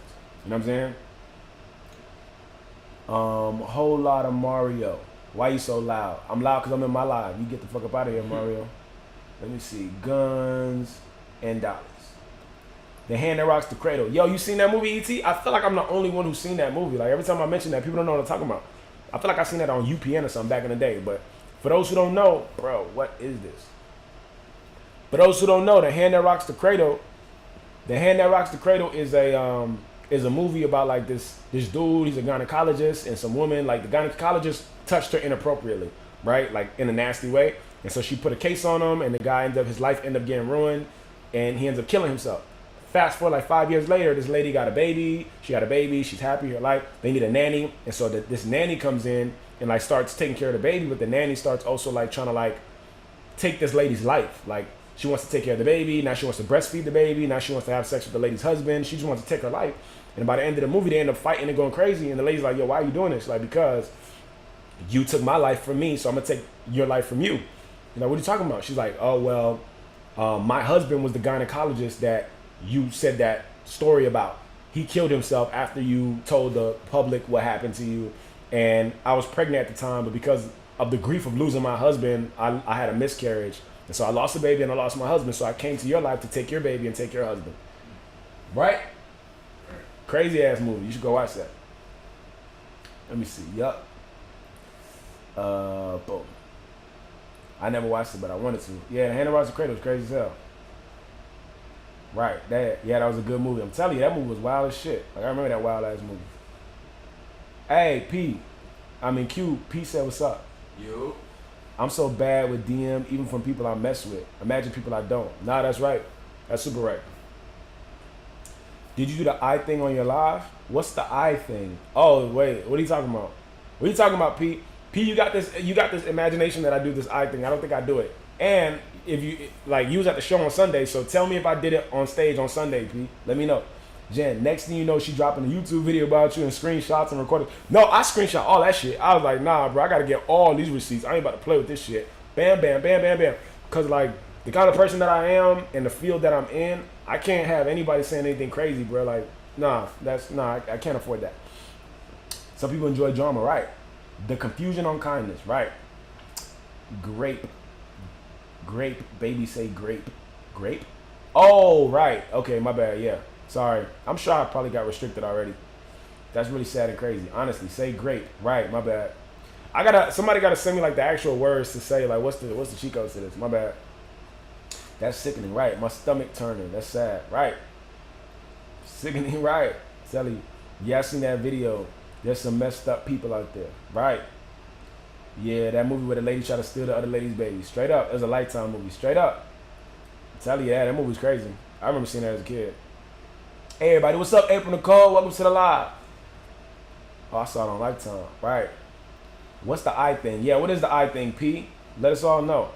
Well, anywho, nice to meet you. Nice to meet you, Niche Supreme. Yeah. Anita. Nah, man, I'm telling you, yo, like, you gotta be cautious. What's your favorite Tubi movie? That's crazy. Q, you got a favorite Tubi movie? No, I don't watch Tubi. I don't have a favorite Tubi movie. I'll be honest with you. I don't know if I've actually ever seen a Tubi movie. I don't think I have. I've just seen like whatever Instagram shows of the Tubi movies. I don't think I actually seen a Tubi movie. Hey, brother, how are you? Asian Nate, what's up? Welcome to the live. Yeah. Actually, one of the bartenders at the show, who was at the show, is in the Tubi movie. Who? One of the bartenders that was at the show on Sunday, she was in the Tubi movie. One of the bartenders that was at our show on Sunday was in a Tubi movie. Yeah. Yeah, no, I don't think I ain't seen nothing like that. Thanks. I'm good, Ajane. How you feeling? I was watching The Heat last night on Tubi. What is The Heat? Hoodie, is that star sign? What is that, like my zodiac? Let me see. I don't watch it either, but every movie be messy. Nah, I don't know, bro. I just seen the parodies about them Tubi movies, and I'm like, yeah, I don't know if I can hang with it. I'm blessed as always. That's what's up. Yeah, nah, I don't know. I'm not gonna lie, the acting on Tubi is horribly funny, but sometimes the movies be good. Yeah, I have not caught myself watching a Tubi movie yet. I'll be real. If they good, yeah, your astrology sign. I'm a Leo, so I am a Leo. I've seen it. Yoli, you seen it? Yeah, I'm a Leo. Yeah, I'm a Leo. Born July 27, 1993. So yeah, I'm a Leo. It's a cop comedy with Melissa McCarthy and Sandra Bullock. Oh, okay. That's okay. Nah, I think Tubi also has a lot of real movies too, like right? Yeah. Tubi got a lot of movies. Yeah. No, I haven't seen it. I ain't watched no Tubi movies yet. Thanks again for the applause. Got you. You up in here. Do you have a logo? Yeah, I got a logo right now. I got a logo that's like kind of like a temporary logo that I'm using, but I think I want another logo. I want another logo that's made up. Yo, you seen the Hand That Rocks the Cradle? That's crazy. Let me see. April Nicole, a fire sign. I'm an Aries, also a fire sign. That's what's up. Shout out to us. Okay, makes sense. I'm a Leo, August 10th, 93. People say I do an I thing too. What is the I thing? What is the I thing? What is the I thing, Q? I don't know. I'm trying to figure it out too. What's the I thing? Let me see. Devin Thomas, that sounds decent. Everything I see on it be dark. Damn, you watching the dark side. Sweet P, I think.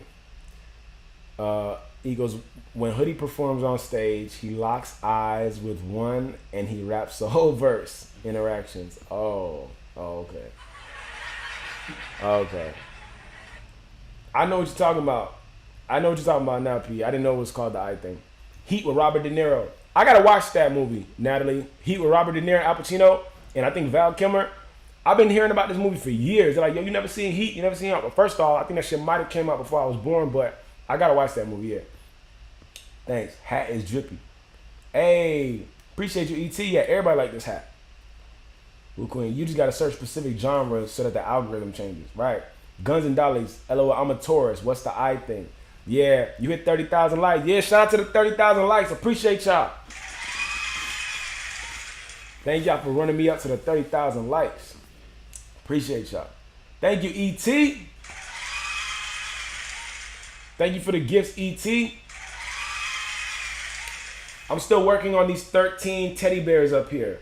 I set this goal yesterday and I have yet to reach this goal, but I'm going to dedicate my life's mission to reaching these 13 teddy bears up here on this live. That's what's going to happen.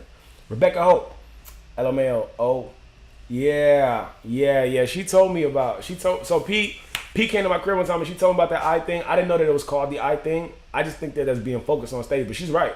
I will lock eyes with a motherfucking rap. Because if I see like you tuned into this shit, I'll be like, it's you and me at this point. Like, you know what I'm saying? I definitely do that on stage. I do that and I stomp. I be in it. You gotta come to my live shows, man. My live show. How was the show on Sunday, Q? Fire. How was it? Fire. How was it? Fire. There we go. Yeah, we did our thing. And we weathered the storm, bro, because there was so many things going wrong. Bro, did I tell you this shit? I went to meet with the venue yesterday and they tried to charge me $300. For what? Bruh, so I get to the venue, they're like, yo, we forgot to tell you that, you know, you guys got to pay for the security. It's like $150 a piece, so it's $300. And I was like, lady, none of you guys in here are organized. I tell one person one thing, nobody's communicated that to everybody else. So when I get here, no one knows to expect me and no one knows what I'm doing. We had to set up late because you guys were leaving some prior event late. And on top of that, the day I got here to do the actual event, none of your sound was working at all. I had to bring in $400 of extra sound the time up. Like, nah, we ain't going for that. And so the lady was like, oh, okay, my bad. Yeah, you're bad. Like, your venue fucking sucks. This place was falling apart when I was in here and I had to weather the storm, so you're bad. Now she's calling me like, yo, when can we set up a meeting? I'm like, okay, cool. Sound like you want to put some money up, so let's see what it is. But, like, get your shit together. Let me see. Rebecca Hope. Straight up, appreciate you. Yes, but an untrained audience might get confused and think that they're bonding. Nah, man, look, I'm telling you, before you was born, I don't think it's that old. Honestly, Heat, I thought that movie came out way before I was born. Let me see. Heat. Oh, nah, bro. He came out I was 2 years old when it came out. He came out in 1995.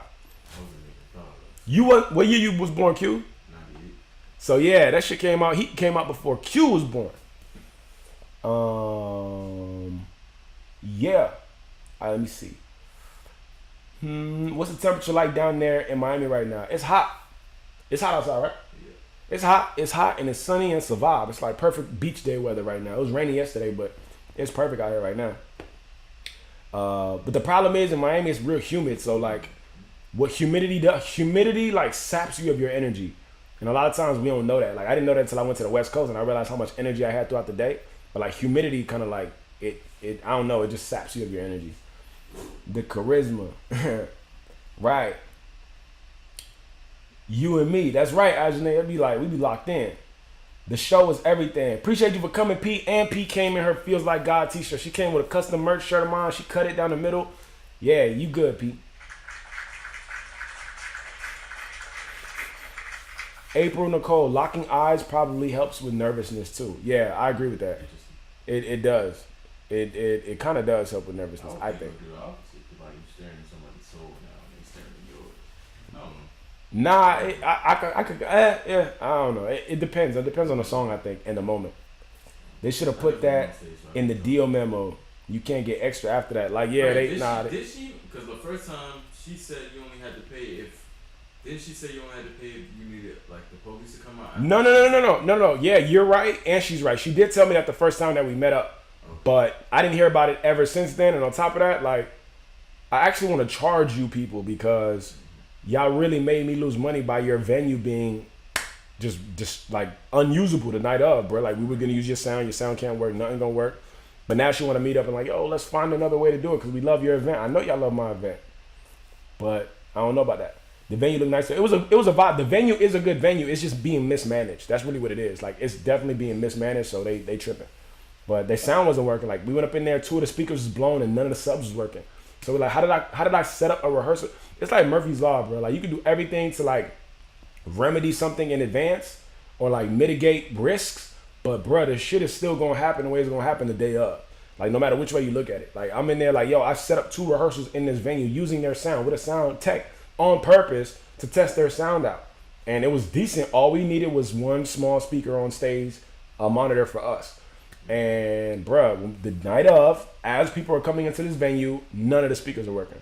But you gotta know that, bro. Like, I've done enough things in my life to know that, yo, this shit happens, bro. Like, Murphy's Law is real. When you're going for something, everything is gonna be distraught. So you gotta just have some of these, like, you gotta have some things in order. Like, okay, cool, let's set this up in a way that no matter what happens, we're gonna get this done. And that's the way it was. I don't play with that shit. I done been through too much. Right. Oh shit. Dark energy? Man, I'll be like, low quality and dark energy, I can't rock with all that. Right. Oh, I miss Florida. I want to go back maybe this summer. You should definitely come back. I was born, but I don't think I was watching Heat. Right. It's humid as fuck in Houston today. Houston gets humid too? I thought it was dry heat out there. That's how that Louisiana heat be. Yeah, I went to Louisiana once, bro, and I went to the French Quarter and I got some fried crab and they deep fried a whole fucking crab without like removing the shell. And I was like, what the fuck is this? And they gave it to me like I'm supposed to enjoy this. I was pissed off. I'm like, bro, I'm never coming back. And I never went back yet. I'll be honest. We have thunder and everything here in Southern Cali. Right now, y'all got thunder. That song from back in the day is bullshit. Like, it never rains in Southern Cali. That's bullshit. Because it's been raining in recent years.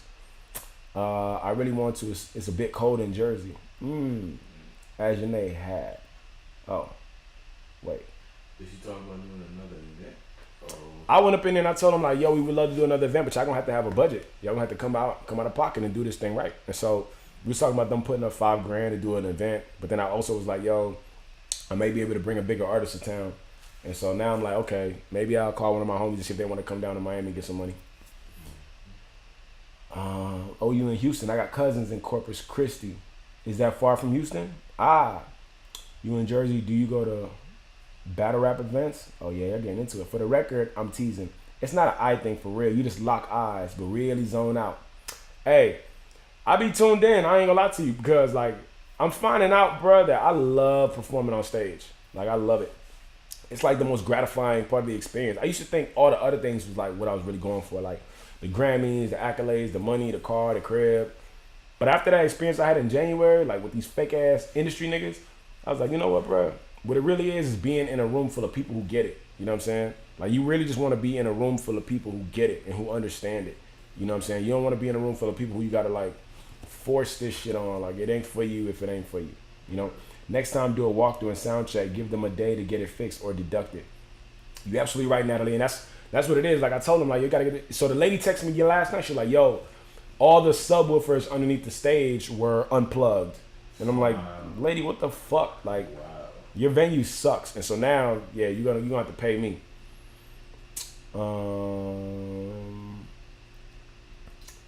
Houston. I guess not enough rain to say that it rains. Right? They be lying. Big artists like who? I don't know. I was thinking about maybe I could reach out to one of the homies. You know, I threw out one of my homies that I know, and I'm like, yo, I might be able to bring this dude down to Miami. And they were like, oh, okay. So I sent his gram to him, and they was like, oh, okay. So now she really want to have a talk. Like, yo, can we get this person over here. And I'm like, all right, I might be able to tap in with a homie and tell him to come down to Miami and get this bag real quick. But you have to come out with a bag. It's going to have to be a substantial bag, and that shit might be a vibe. But I'm going to just see what it is. I'm going to tap in and say, okay, cool. How much y'all putting up? Cool. Homie, you want to come down and get this? Cool. All right. So we can set it up like this. We sell out all the tickets for this venue. I open up the show. You close out the show. We all get money.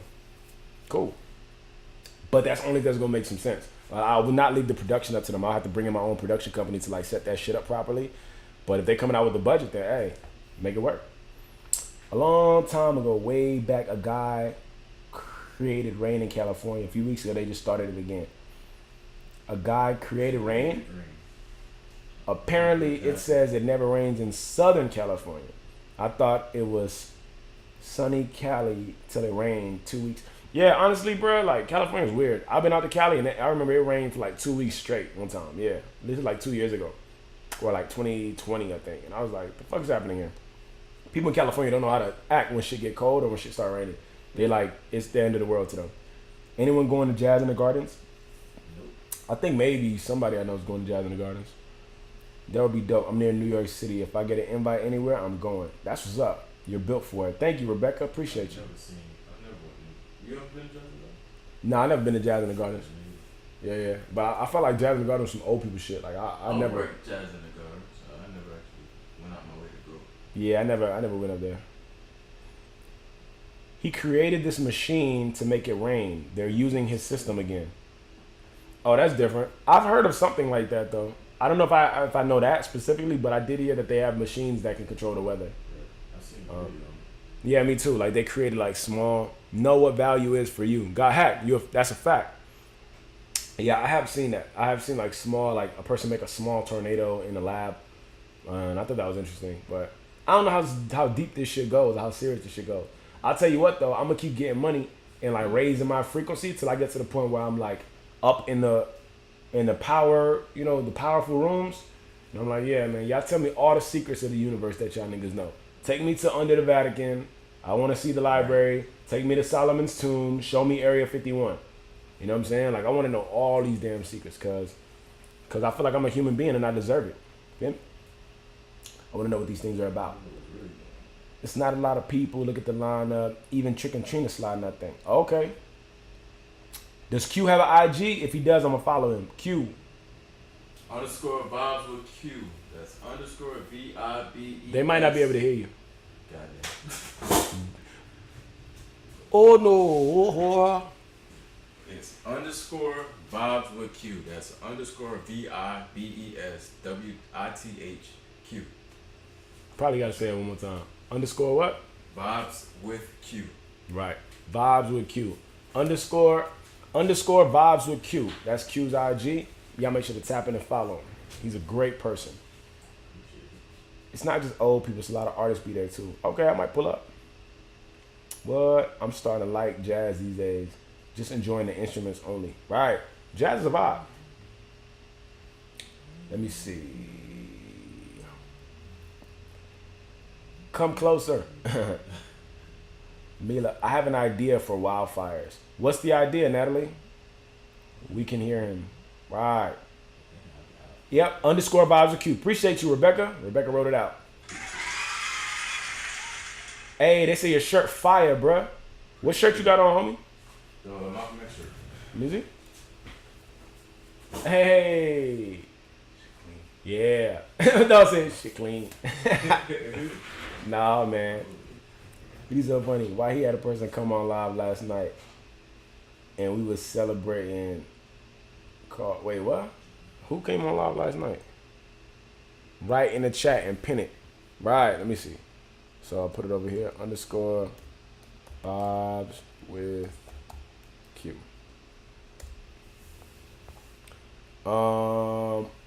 Wait. Why we had a person come on live last night? We was celebrating. W called him ML King. What? I don't know what we're saying, Boo Queen. I've heard weather warfare is a thing, but that's a whole nother story. Right. Yeah. Shit get crazy out here. There's a movie called Geostorm. I never seen it, but it was about that. Feel me? My De La Soul dunks will be fire with that. Hey, Natalie wants your shirt, bro. Natalie says, let me get that, sir.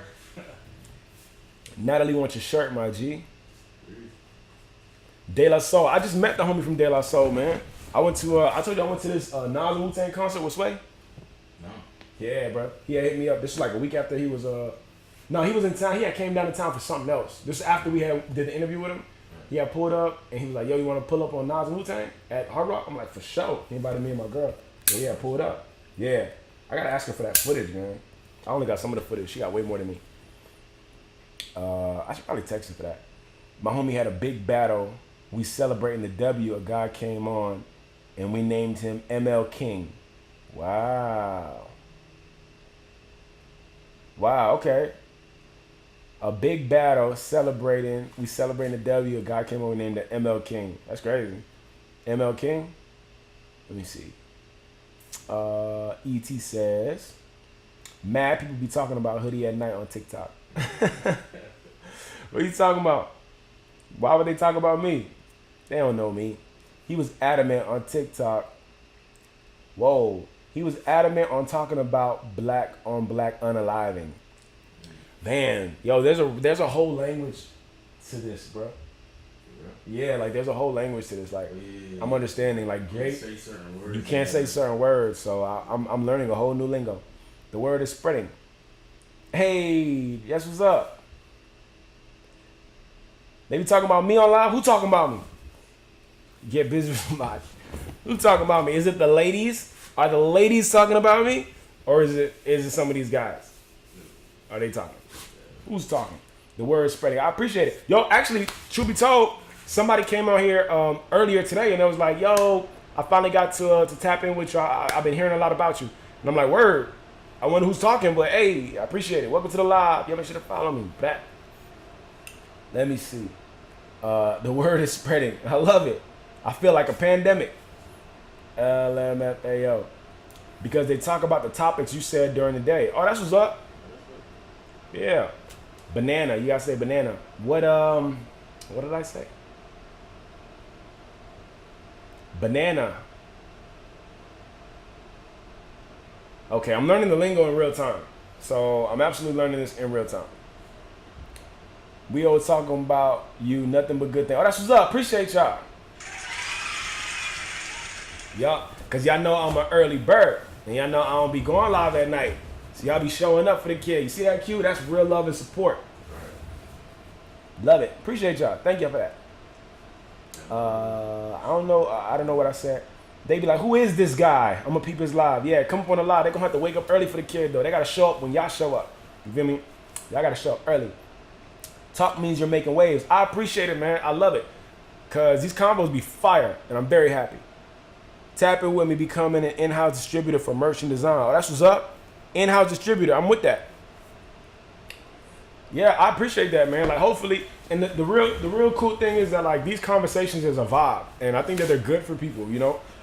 One of my homies was always telling me like, yo, bro, you should start a podcast. And I'm like, I don't want to start no podcast, bro, because I just don't get it. But like, this is essentially the same thing in my mind. And this is probably better than podcast because it's interactive. It's not just me bringing on a guest and talking whatever random shit we talking about. It's way more interactive. And we still hitting and touching on a lot of the same topics. And you could replay it, watch it back. I don't really have the audios for people to get. Maybe there's a way that I could like strip the audio from the videos and like upload it to Spotify or something like that. Would people listen to that? I mean, so Just Jen, I know Just Jen be watching this, but she really be listening a majority of the time. So maybe that makes sense. Maybe I should strip the audio from the videos, and I could upload it onto my like Spotify. I could probably upload it to like Apple Music too, and like, hey, maybe there's something there. I was up in the ladies' live stream last night. That was talking about you. For real? Who was this lady? Who are these ladies? Who are these ladies? Appreciate you. You can't say, oh, banana. Oh, thank you for that, ET. Thank you, guys. Okay. Okay, all right. Right. Oh, okay. That's crazy. You can't even say the word or they're going to do the word to you. That's crazy. All right. I appreciate it. Thank y'all for telling me that. I did not know. Yo, what is this? Somebody's calling me non-stop. Can't say, okay, yeah. Live streams on live stream. You can't say BANNED. Oh. Live streams are showing love for these content. Hey, I appreciate y'all, man. Thank y'all, man. Hey. People pay for anything. Right. I appreciate y'all, man. That's really dope. I like that. Like, if the word is spreading, hopefully it's a positive word, and hopefully, like, people tap in, because these conversations are dope. Last night in real life, like, I had a dope conversation with my homegirl. My homegirl, her man, invited me over to the crib, and so I went over there and hung out, and they invited another friend over, and we were just in there talking about life and energy and God, and everybody in the room was on a different type of journey with God. It's like one girl started reading the Bible. One girl, she had just went to she had went to Amsterdam and did DMT. It's like one homie, he was like, he's in medical school, and he had to make a life choice, because when you're in medical school, you kind of got to choose your profession, and what you choose, that's going to be your profession for the rest of your life. And then me, I'm just going on my own spiritual journey. So everybody in there was just talking about like, yo, bruh, we all on this type of journey. So a lot of the conversations we're having here, I was having in that room too. And I'm like, man, these are topics that people want to hear about, man. Like, people want to hear about different people's experiences when it comes to life, God, the universe, business, society, race, gender roles. Like, a lot of these things people want to talk about, man, because the reality is we live in a world right now that has far less heroes, I think, than any other time in history. Like, and it's weirder because we have more access to each other. So there should be more heroes. There should be more good role models. There should be more positive influences. And for some reason, it seems like it's less. It seems like everybody's message right now is watered down to a certain kind of point. And it's like, man, no, we want something more. We want something better. We can't just keep having and regurgitating this. Like, we're following people that are just popular, but they're not really valuable. They're not saying anything substantial. Like, I'm following you and you're doing pranks, or you're saying senseless things, and I'm watching you and I'm actually getting dumber. You know what I'm saying? I'm not getting any smarter. It's not adding to my life. I'm not taking any jewels from this conversation, any gems that I could take and use and apply in my day-to-day. It's like, man, you're wasting your time. So I don't mind that shit. Like, don't depend on others for your dreams. You are the hero. Right. I agree with that. I agree with that statement, but at the same time, it's like, and we were talking about that yesterday, like, you are who you've been waiting for, right? You're the engine to your success. That's one of my favorite terminologies for myself, and that's what makes me really happy. Like, I'm the engine of my success, puts the power in my hand, 1,000%. But at the same time, we all need reference points. We all need heroes. Like, to this day, I look up, the person that I listen to, the speaker that I listen to the most has been dead since 1989. Like, I listen to Earl Nightingale more than I listen to anybody else who speaks on anything about life, happiness, business, success, energy of the mind. I listen to Earl Nightingale the most, right? Just because I like his approach. He comes from a very scientific approach, but it's like, I'm speaking on stuff that you know. I listen to him. I listen to people who are like long dead and long gone. I listen to Malcolm X all day.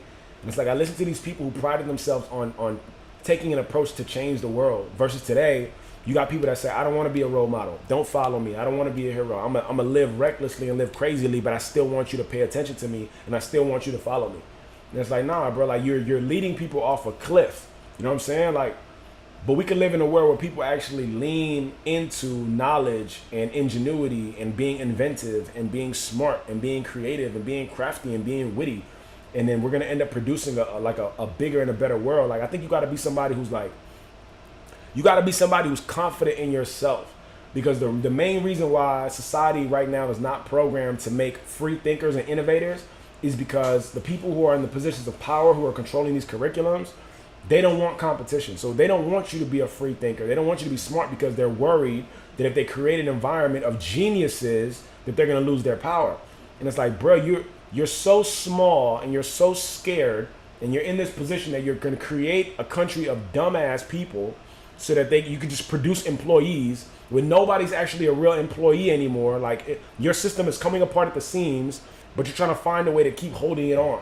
You know, you're still using the Rockefeller files from 100 years ago. You're still trying to find a way to put a cap on people's creativity.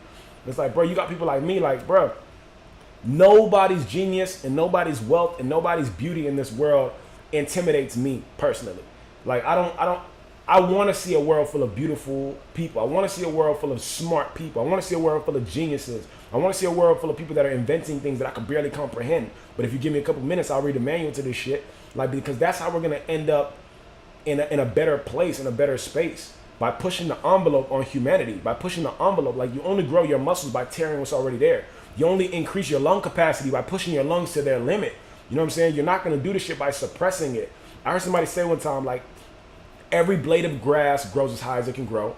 Every fruit grows as big as it can grow. Every animal in the jungle, every cheetah runs as fast as it can run. Every kangaroo jumps as high as it can jump. Every lion chases as fast as it can chase. Everything in nature does the maximum of its capacity. The only creature in all of creation that limits itself is the human being. Is what, Q? Human being. Is the human being. We're the only creature, and we're the crown of creation. We're at the top. And we're the only creatures on the planet that limit ourselves. We're going to say, I'm possibly capable of this, but I'm going to stay right here. I'm going to do this because this is safe and this is sound and this is going to lead me to a retirement and this is going to lead me to happiness, and this pacifies the people in my area. What did Marianne Williamson say? There's nothing enlightened about shrinking so that other people won't feel insecure around you. We were all meant to shine as children do. And as we let our own light shine, we unconsciously give other people permission to do the same. As we are liberated from our own fear, our presence automatically liberates others. Like, come on, bro. Like, I want to live in a world where people are pushing the envelope. You know what I'm saying? I'm not in Silicon Valley, but I can only imagine what that life is like. Like, you're around people that are on the cutting edge of technology 24/7. You know what I'm saying? Slave and oppressor are a toxic relationship of ignorance, believing to inflict each other when we are only inflicting on themselves, bro. Like, and then these people who are in these powerful positions, they get fed up at the end of their life, and they're wondering, like, oh, why is the world not producing more? Why is there not more wealth? Why is there not more opportunity? Because you're an idiot, and you and the people like you have created a society full of sheep, a society full of drones, a society full of mindless people that are doing mindless activities that are leading to mindless results and outcomes. You didn't create anybody that was actually changing and challenging the status quo. So don't be mad because nobody like that exists. If you raise nothing but like, and I always get confused by this, like how a parent can raise a kid and then hate that kid. You know what I'm saying? How did you raise this kid and then now you have this incredible disdain for this kid? Like, when are you gonna get out of your own head, bro? You created this child. You did this. You're the reason why this child has all these things. Nature and nurture was all in your hands. You're responsible. Like, I'm so puzzled by that. Like, yo, you created a disappointing child and then you're disappointed because they're a disappointment. You're the failure here, not the child. You failed. You weren't around, or you were doing something wrong. You weren't around. You were giving them too much that made them soft. You were giving them too little that made them feel neglected. You were ignoring them. You weren't pouring into them. So you can't be mad at what they became. And that's what society is like at large right now. People are mad because men aren't as strong as they used to be, and people aren't producing, and America's not producing. And people are like, yo, bro, like, how are we in debt? And why is China becoming, the next world superpower and we're falling behind? We're falling behind because you dumbass people in power created a society full of followers, so nobody is leading the new way of innovation. There's no one like John D. Rockefeller, Andrew Carnegie, Cornelius Vanderbilt, J.P. Morgan, and Henry Ford around anymore. Because you trained everybody in the country to be a follower and be a worker. And then when whoever was at the top dies, you don't have the bandwidth to go take over their position, so you try to hire somebody among the sheep, only to find out that sheep don't follow other sheep. They just kind of like rotate in circles. Like, you're not going to go and conquer some broad new horizon if you just keep taking the same idiotic approach.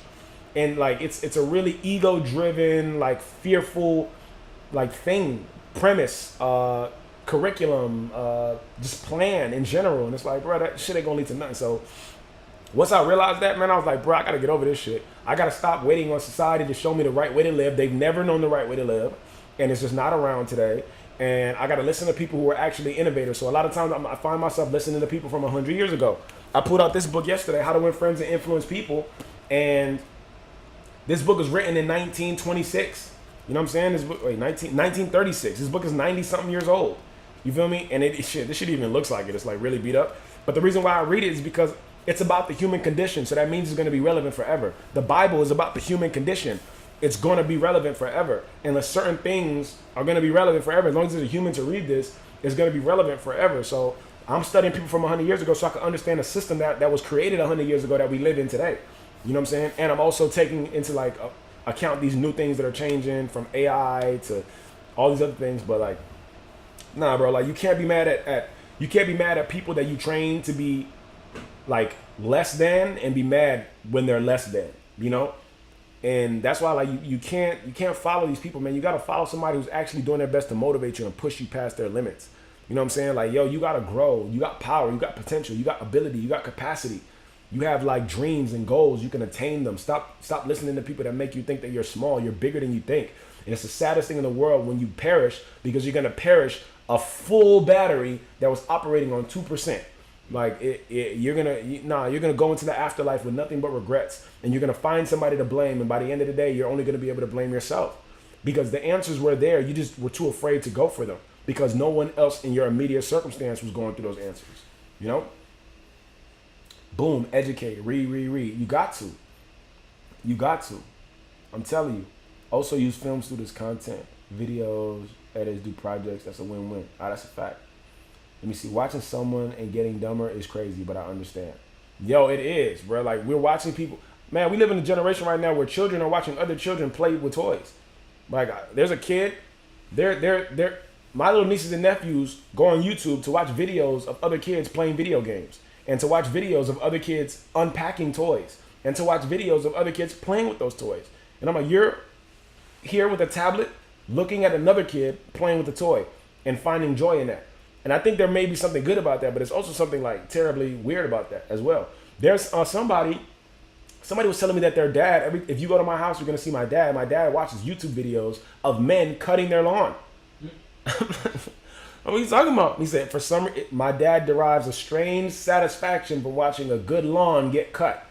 And so I'm like, okay, cool. And so like we live in a world of people just watching other people live.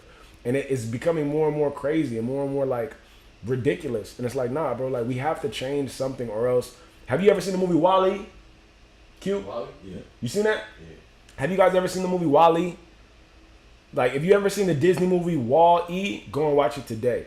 WALL-E is like a great, like, oversimplification and exaggeration of what's actually happening in the world. The world is so polluted, no human can live on Earth anymore. Humans are living in this space station in space, and this one robot ends up going to the space station to see how humans are doing, and humans are pretty much like big babies now.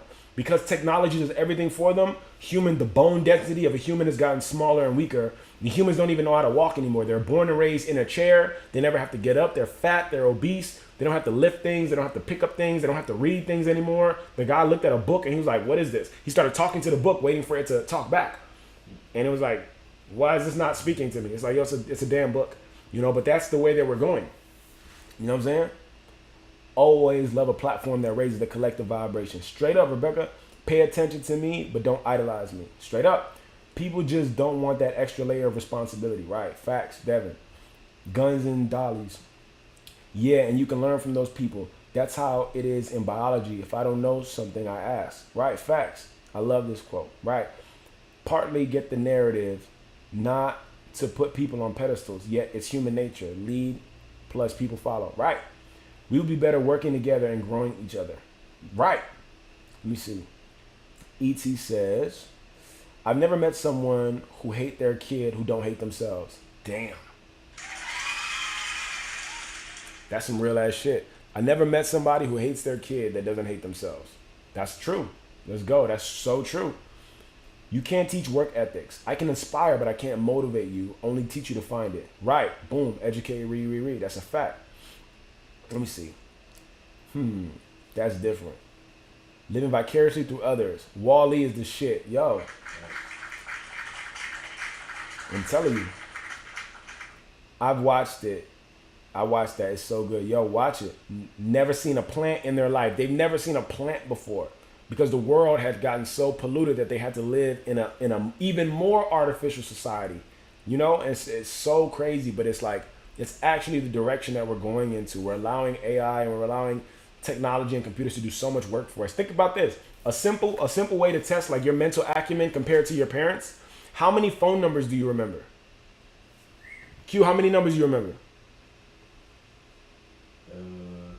2. You remember 2 phone numbers? Mm-hmm. Cool. How many phone numbers do you guys remember? Like, let's be honest. How many phone numbers do you remember? And I don't even mean, because some of us could easily say, I remember my mama phone number from 1996. Bet. How many new numbers do you remember though? Like, let's be real. How many times you actually, like, if you need to do math, how many times you actually work out that mathematical equation in your head or on a piece of paper instead of just typing it up on a calculator? You know? Like, this is a way to test your mental acumen to somebody who came from a generation prior to you. Like, when I think about cell phone numbers right now, I'm always taken aback by the fact that my parents and us earlier on in our lives, my generation, like born in like the early 90s, is probably the last generation that had to remember phone numbers, you know? Because cell phones hit hard in late 90s, early 2000s, or whatever the case may be. But like, I remember having to remember a phone number.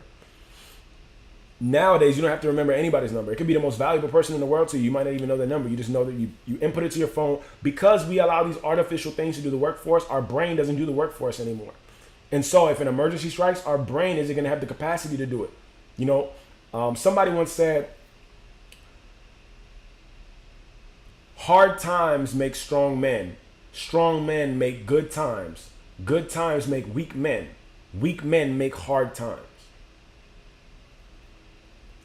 I remember somebody said that, like, hard times make strong men make good times, easy times make weak men make hard times.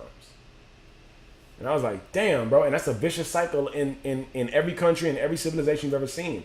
The stronger the men and the women, the stronger the society, we end up building a good society that makes good times, peaceful times, but then those peaceful times produce weak-ass people, and those weak-ass people produce hard times. Everybody's complaining about shit and trying to find ways to get another pandemic check instead of actually going outside and creating something, like contributing to commerce, making something that makes you money and gives the people in your community opportunity.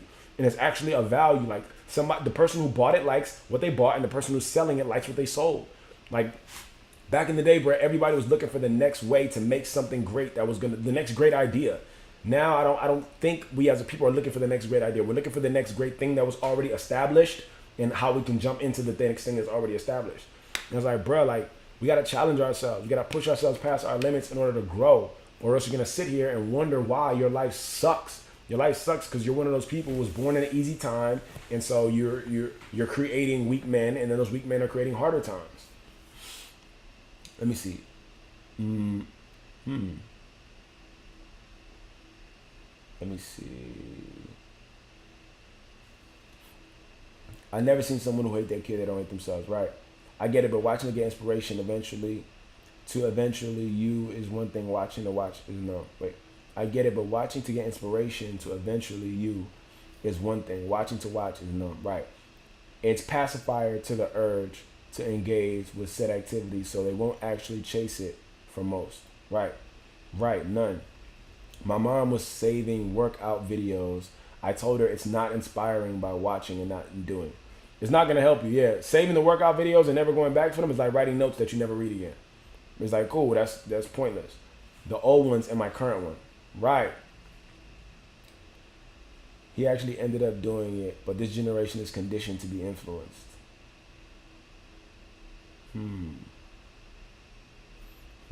My past three. Right. It's killing our consciousness plus mental capacity plus capacity to be human beings. Right. Like, we're forgetting things. She got that body together, though. I wasn't allowed to use a calculator in any of my math classes for that exact reason. Right. I remember when they didn't let us use these calculators either. We was pissed off. We were like, damn. It's going to be a hard day. Feel me? I wanted a PPP so bad. That PPP was sweet. I ain't gonna lie to you. That shit was sweet. That season was sweet. I pull a calculator out real quick. Right. Gabe King. Good morning, Gabe. Welcome to the live. Like, you can test your mental acumen compared to the prior generation just by seeing how many things you can actually remember. Like, I know so many women and so many men now that be like, bruh, I can't remember anything. Like, my memory is so bad. And they're proud to say it. You know what I'm saying? That scrap paper was piling up. Proud to say that. Bruh, it's a lot of people, bruh. Like, I told a story the other day of this homeless guy, right? When I was living downtown, there was a homeless man who lived outside of my building. His name was Hussein. I was there. Were you there? Yeah. No, you wasn't there. No, I'm not there with you, but I'm saying you was telling the story.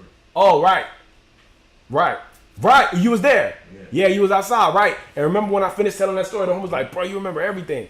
And I'm like, nah, bro, I just remember the shit that's important. But you know what else? I do mental exercise with myself. For example, you know how, like, when you log into something and they send that security code to your phone? Mm-hmm. I remember it. Yeah, me too. I started doing that shit too, but I'm like, yo, something gotta give. Something gotta give, right? Now I remember. So I'm sitting there like, okay, this code 611421. Cool. I'll snap a picture of that in my mind, and I'll go 621411. I'm not gonna let my phone automatically do it for me. Like, nah, get over yourself, phone. I'm gonna actually do this shit myself. And like, I'll do another experiment. Like, I would love to have a photographic memory. So, if I'm driving down the street, I'll see how many license plate numbers can I remember. I'll drive. I'll be like SPQ 946, and I'll just drive for the next couple miles. What was that license plate number? SPQ 496. SPQ 496. I'll do my best to remember that shit because, like, yo, having a good memory will always help you in every area of life forever. Having a bad memory will never help you at all. It will only hurt you. That's what, like, what is it? Like dementia, like degenerative brain disease, is people losing their fucking memory. You know what I'm saying? So, like, yo, having a good memory will help you forever. Bruh, when I was flying to Ghana, right? I'm flying to Ghana. I fly from Miami to Atlanta, and then Atlanta, I got a flight that's gonna take me to Amsterdam. I get for some stupid ass reason, my Miami flight, they leave late and they land in Atlanta late. When I get to Atlanta, my connecting flight had already left. I'm like, damn, I run, I get to the gate, the guy's like, yo, the doors is closed. I'm like, damn, bruh, what kind of nonsense is that? This is all Delta too, like, how did y'all last plane land and then the connecting one is gone? Like, that's weak, y'all tripping.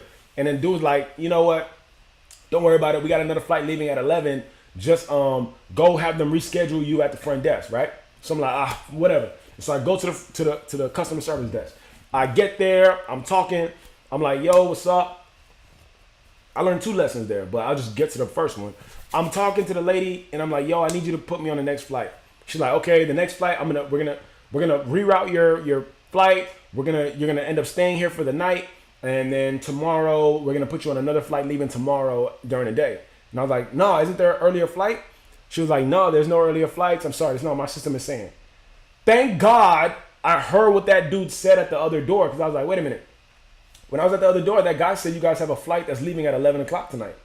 And she's like, And so she went and click. And she's like, oh, there is a flight leaving at 11 o'clock tonight. Yeah, okay, I'll put you on that one. La, la, la, la. And she did it. And I'm like, yo, if I didn't hear that guy, I would have been screwed. I heard him say that. But if I didn't hear him say there's another flight leaving at 11, I don't know what she was looking at her screen, but she was like, I'm going to put you on the next flight leaving tomorrow. I'm like, lady, I got to be in Ghana by tomorrow or else all my plans is messed up. Like, I don't got no time for this extra stuff. Like, I got a curriculum. I got an itinerary to keep. And so I said that shit to say, like, yo, bro, nah. So thank God I heard that guy, and thank God that my memory worked, because I was like, yo, I heard this guy say you have a flight leaving at 11, and I was right. She looked it up. There was a flight leaving at 11. She put me on that one, and I made all my connecting flights, right? But I said it to say, bro, a good memory will serve you forever. Forever, in every area of your life, forever. Everything that you're able to do right now, you're only able to do it by virtue of your memory. All of this walking and talking that you're doing, the writing, the reading, the logging into your phones, 40,000 likes, shout out to us. All of this stuff is by virtue of your memory. So if you ever lose your mind, God forbid, with dementia or schizophrenia or, anything like that, like when your mental faculties start to go, you really feel the burden of not knowing. Or even if you're watching somebody that has a degenerative brain disease, it's like, yo, bro, you're really watching somebody's mind unravel to the point where they can't remember some of the simplistic things. TD Jakes was telling a story about how his mom, he's like, yo, I watched my mom's mind. She had the most powerful mind in the world. I saw her mind get peeled back like an onion to the point where she forgot how to eat. And he had to feed his mom and like chew the food for her and do a bunch of stuff. And it was like, to see that happen to somebody is remarkable. But there are ways, according to like science and the advancements in medical science and technology, there are ways for you to increase your mental capacity to where you don't got to worry about that shit. Do crossword puzzles. Do like, riddles, like read a bunch of books. I recommend reading books. I know I'm able, my memory has increased because I read books.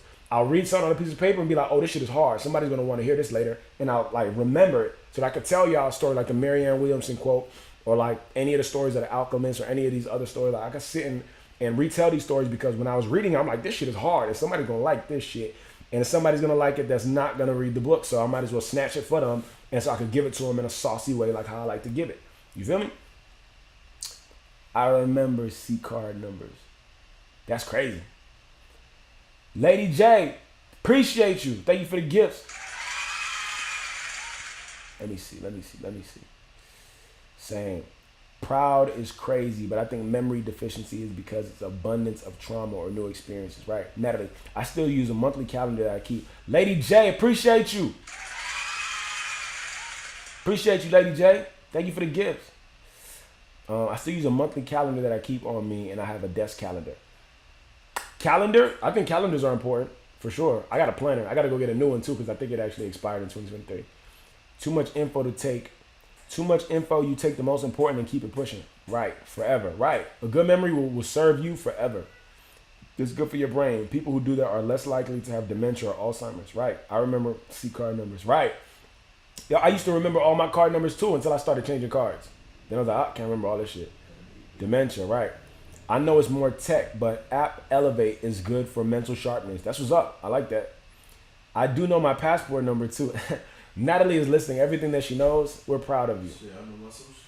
You know your social? I'm proud. I'm proud of y'all. I'm proud of you guys, and you should be proud of yourself. Yo, it's 12:34. 1, 2, 3, 4. Shout out to us. That's why it's good to do brain exercises. You got to do things to exercise your mind, man. If you don't be surprised when that shit leaves you. Don't be surprised.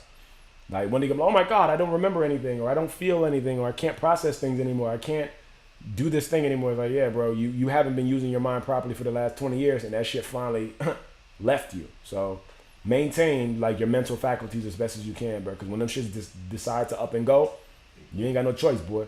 And you're gonna be surprised. You're like, damn, I wish I knew how to do this shit again. Nope, it's gone.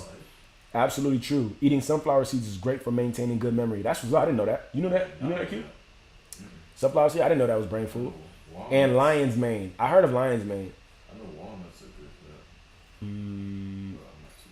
It's proven the smarter you are, the more likely you are to get early onset Alzheimer's. Hey, that sucks. The smarter you are? Yeah. That's crazy. Right. I'm gonna still read these books. If I get Alzheimer's, I'm gonna be the flyest, delirious nigga you ever seen in your life. I don't know what I'm talking about, but this is for your life. You got this shit. And you will also have what you say. Right. Let me see. Write it, you invite it. Wait. Write it, you invite it, don't, and you won't. Write it. Oh, that's dope. I get it. Write it, you invite it, don't, and you won't. Oh, I get it. E.T. Yeah, there you go. Trauma fucks with memory too. I believe that. And my mom got short-term memory loss. Yeah, that's tough. That's tough, Devin. Do brain games. I highly recommend brain games, yo. And do things that cause you to remember things. Like force yourself to remember it. Force yourself to be able to recall something. You know? Appreciate you, Lady J. Just being Mimi. What's up, Mimi? Welcome to the live. How are you? Do they help you? I'm hungry, but baby, I'm in good spirits. Oh, there you go, E.T. Proud of you, Nat. Right. Definitely know the social. Your social is vital, bro. You got to know your social. I'm with Q. I know my social. Thank y'all. Straight up.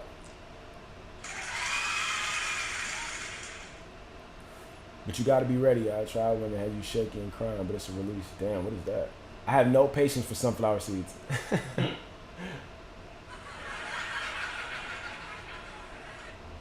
Right.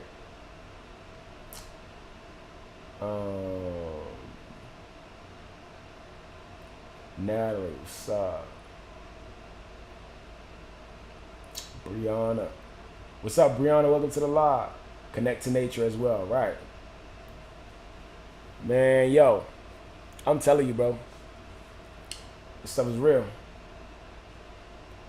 Just Being Mimi said, my granddad had dementia. He passed away a few years ago. Man, I'm sorry to hear that, Just Being Mimi. That's tough. Sorry that you had to go through that. I know that can't be easy. I don't know if I've met anybody that has dementia, but I know it isn't easy, man. Anybody who's like mind is leaving them, that sucks, bro. Because it's like when your mind leaves you, it's like the captain leaving the ship. You know what I'm saying? Like the boat is still going, but the captain just left, you know, without permission, without telling you, you know, what comes next. So I don't know. I would like to have my mental faculties until the day I die, but you know, life is life. You never really know, you know.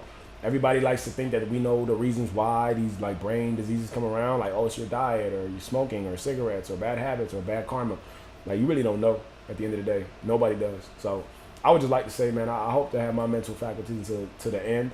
But if I don't, then I'm going to just enjoy what I got. You know what I'm saying? And again, like, when I talk about the memory, when I talk about the mind, and when I talk about like increasing your capacity, it's not so much so that you can have it to the end of your life. Like, I also don't want us to get caught up in that. It's just like when my homie one time, I was saying something about how I'm changing up my diet, and the dude was like, yo, bro, like, you changing up your diet and stuff like that, it's not gonna make you live any longer. Like, it don't matter. And I'm like, bro, you got a big misconception. I'm not trying to live longer. Better life, more quality. Say it again, Q. About a better quality of life. It's about a better quality of life. It's not about, you got to misconstrue. Like, a lot of people equate quality and value to time. The amount of time something has doesn't mean it's valuable.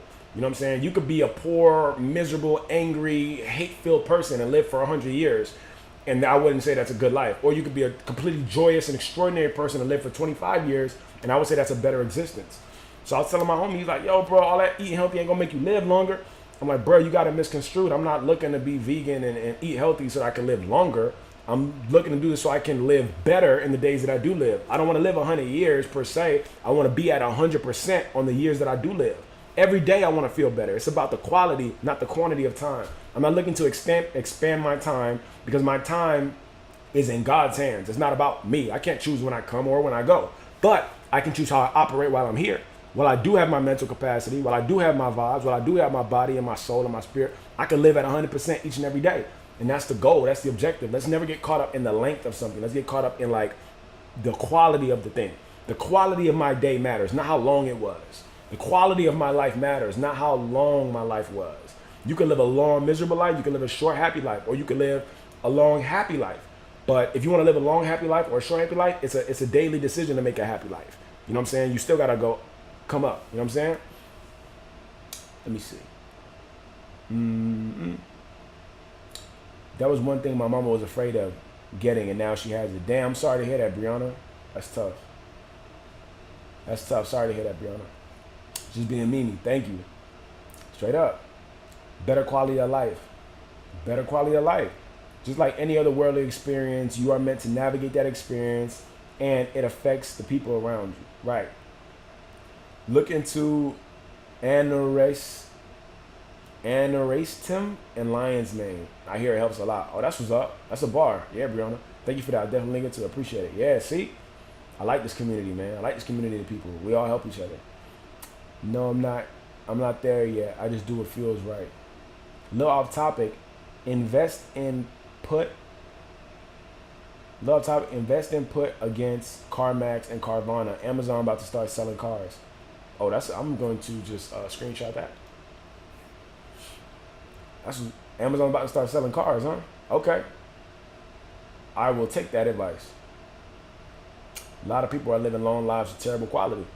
It's not about the length of your life. Like, let's stop equating time to value. Like, I told somebody that yesterday. I was like, yo, we have a conversation about relationships, and it's like, somebody was like, oh yeah, my parents been together for 50 years. They're like, okay, did they have a good relationship? He's like, I guess so. They've been together 50 years. I'm like, that doesn't mean that they've had a good 50 years. That just means that they were able to do it for a long time. Like, I know crackheads outside that be doing crack for 20 years.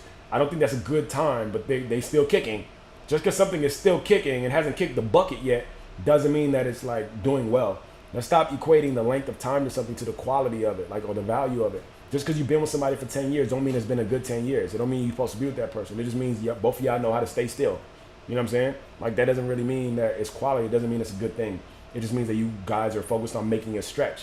And a lot of times when we're in a relationship with people, like, oh, I know this person since I was 10 or 8 or 9. Yeah, we're the best of friends. Because are you really the best of friends? Is this your best friend? Or is this somebody who you just known since you was a child? So, you know what to expect from them. Is this a known hell or an unknown heaven? Like, what is it? Take a couple $100. Check it out. I'll definitely tap into that. Invest in put. Wait a minute. That sounds like, you talking about like puts and calls? Like on the stock market? Like puts and calls? Is that what you're talking about? Against CarMax and Carvana. Oh, that means they're about to go down. Okay. I'm learning something right now. That's crazy. I heard they sell houses down too. Yo, Amazon taking over. Amazon is taking over. That's what's up. But were they happy though? Right, Boo Queen? Yeah. Foldable homes. Like what? Oh, that's crazy. My parents were married 28 years before my dad passed away. They had a lot of ups and downs. That's some real stuff. Wow, you're preaching. No, I'm telling you, Lady J, this real stuff. Yeah, they definitely gonna put one or both out of business. They have one contract now. That's interesting. I'm definitely gonna take that piece of advice, Natalie. Amazon selling cars, we about to tap in. Oh, that shit is crazy. And especially Carvana and CarMax, like that. The online car selling shit, Amazon about to dominate. But yeah, man, it's about the quality, you know what I'm saying? It's not about the quantity of the years that you have, it's about the quality of the years, you know?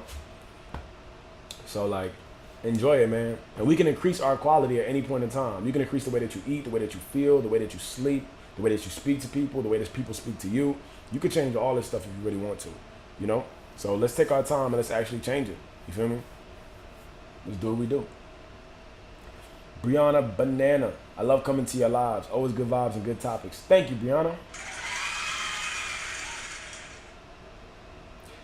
Amazon trying to step it up with their competitor, TikTok Shop. That's a fact. I'm actually about to put some stuff on TikTok Shop right now. I was just setting it up, but they was giving me a hard time because I use a drop shipper. So I'm like, yo, make it make sense. So I'm about to figure that out. Jared Yazzie. Have you read The Richest Man in Babylon? Guys, have I read The Richest Man in Babylon? Somebody in the live answer this question for me. Because I can honestly say it's one of my favorite books ever. Boom, boom, boom, doom, doom.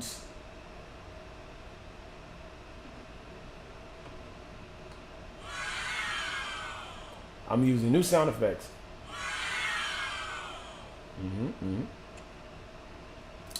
Jerry Yazzie is one of his favorite books. Thank you, E.T. Yup.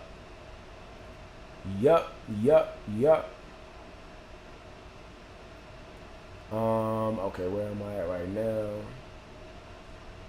Bless guys. I gotta go, but always nice sharing space with you. Thank you, Hoodie. Peace, Rebecca Hope. Have an amazing day, Rebecca. We see you later.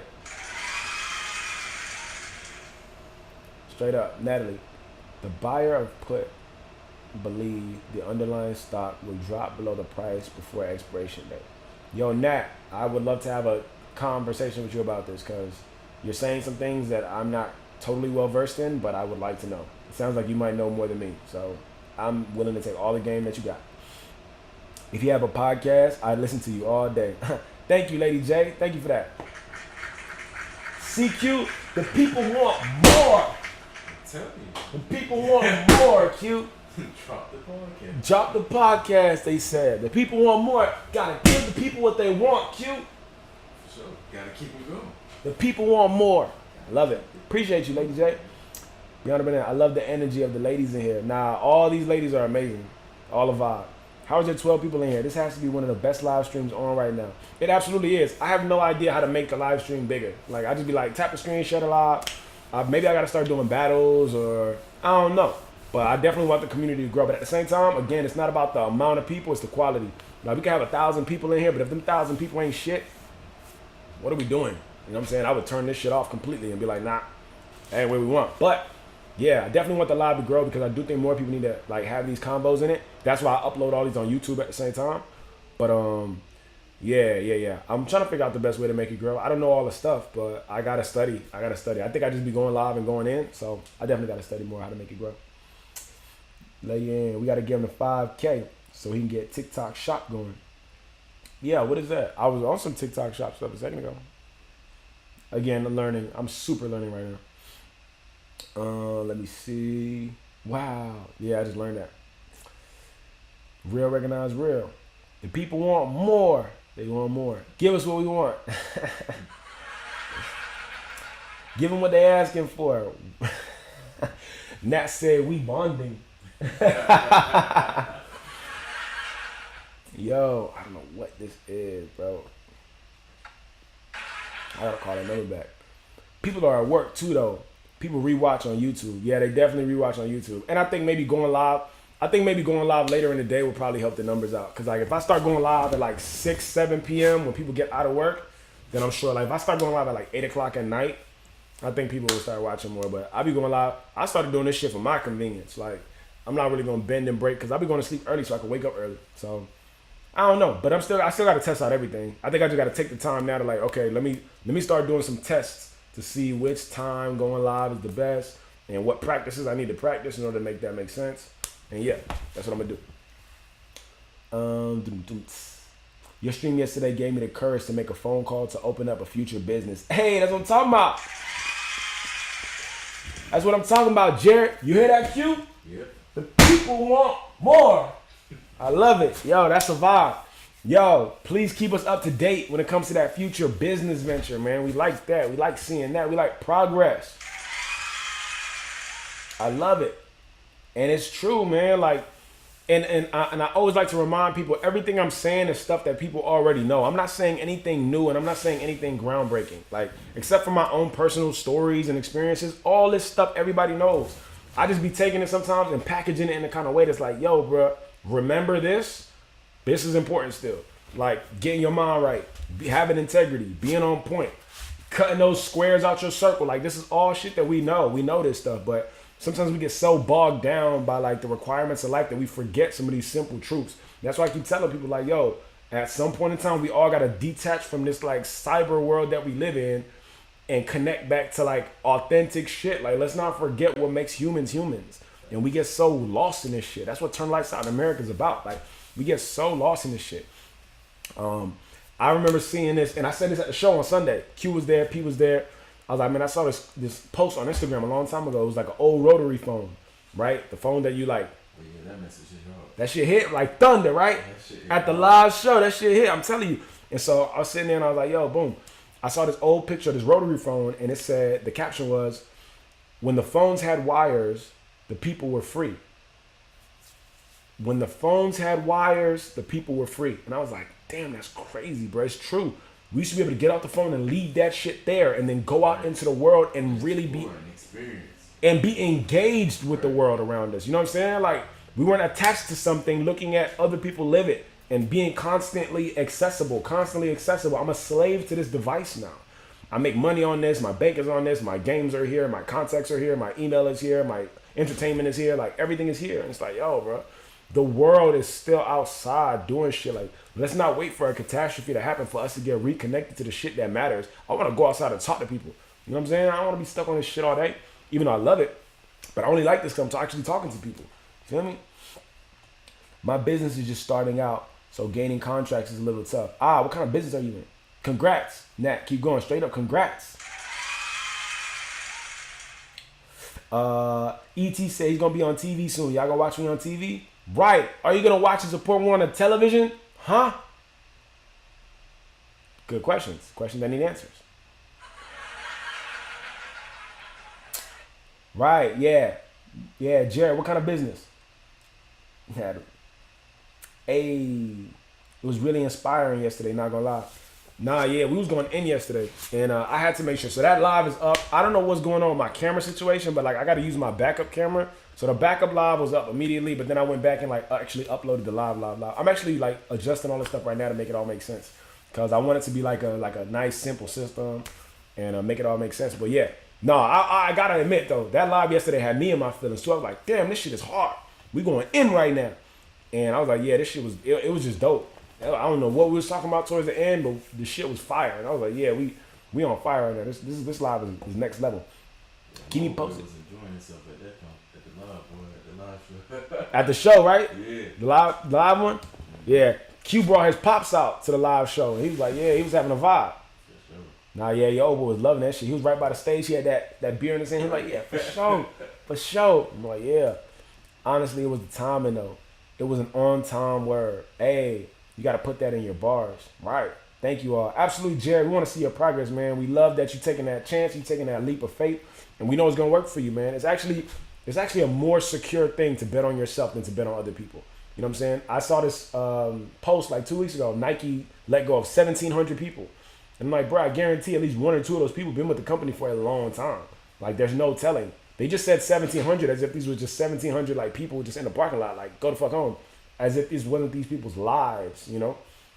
So it's just crazy. So it's actually a safer thing to bet on yourself at all times. Let me see. On my soul, I said, I'm a backtrack, get an iPod Touch. Only have business hours. Right. Like, I'm telling you. Construction. There we go, Jared. Construction. You like that? That's always going to be relevant, too.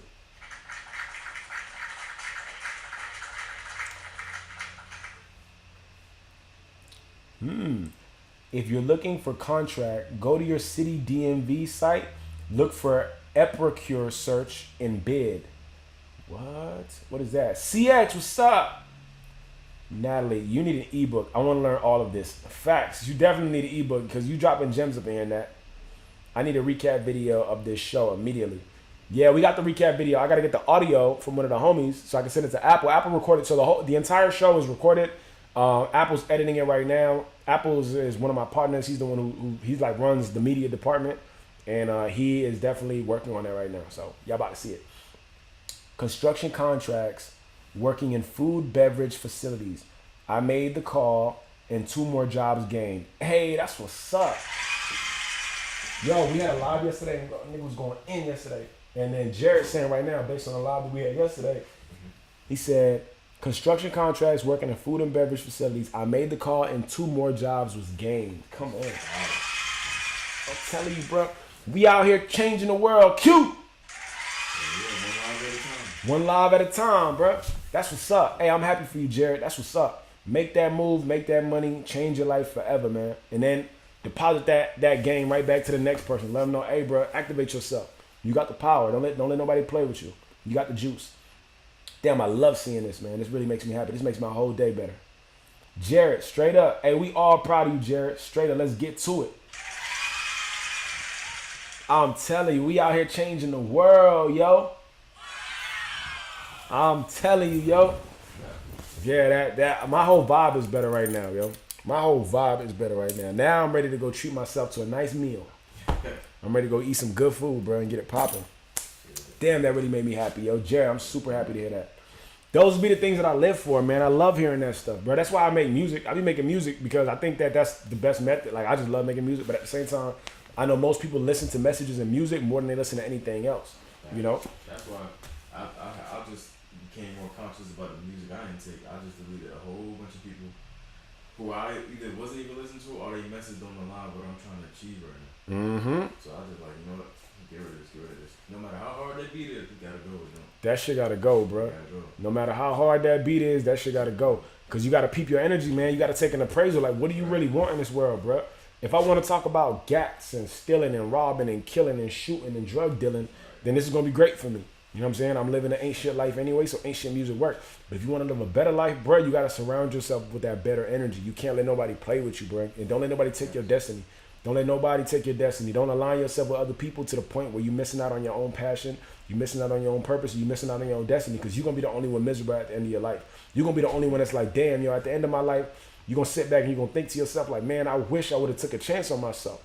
Even if you fucking fail, even if it's a flaming failure, it's still a much better situation than where you came from, bro.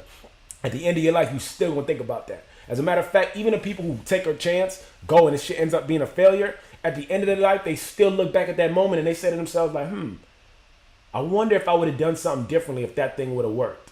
They don't ever regret going out on their own. They just think to themselves like, what could I have done to make that thing work? What if I would have changed this approach? What if I would have changed that approach? So in the end, it's still like, damn, I did the right thing by going out on my own. Now I just wish I would have went harder.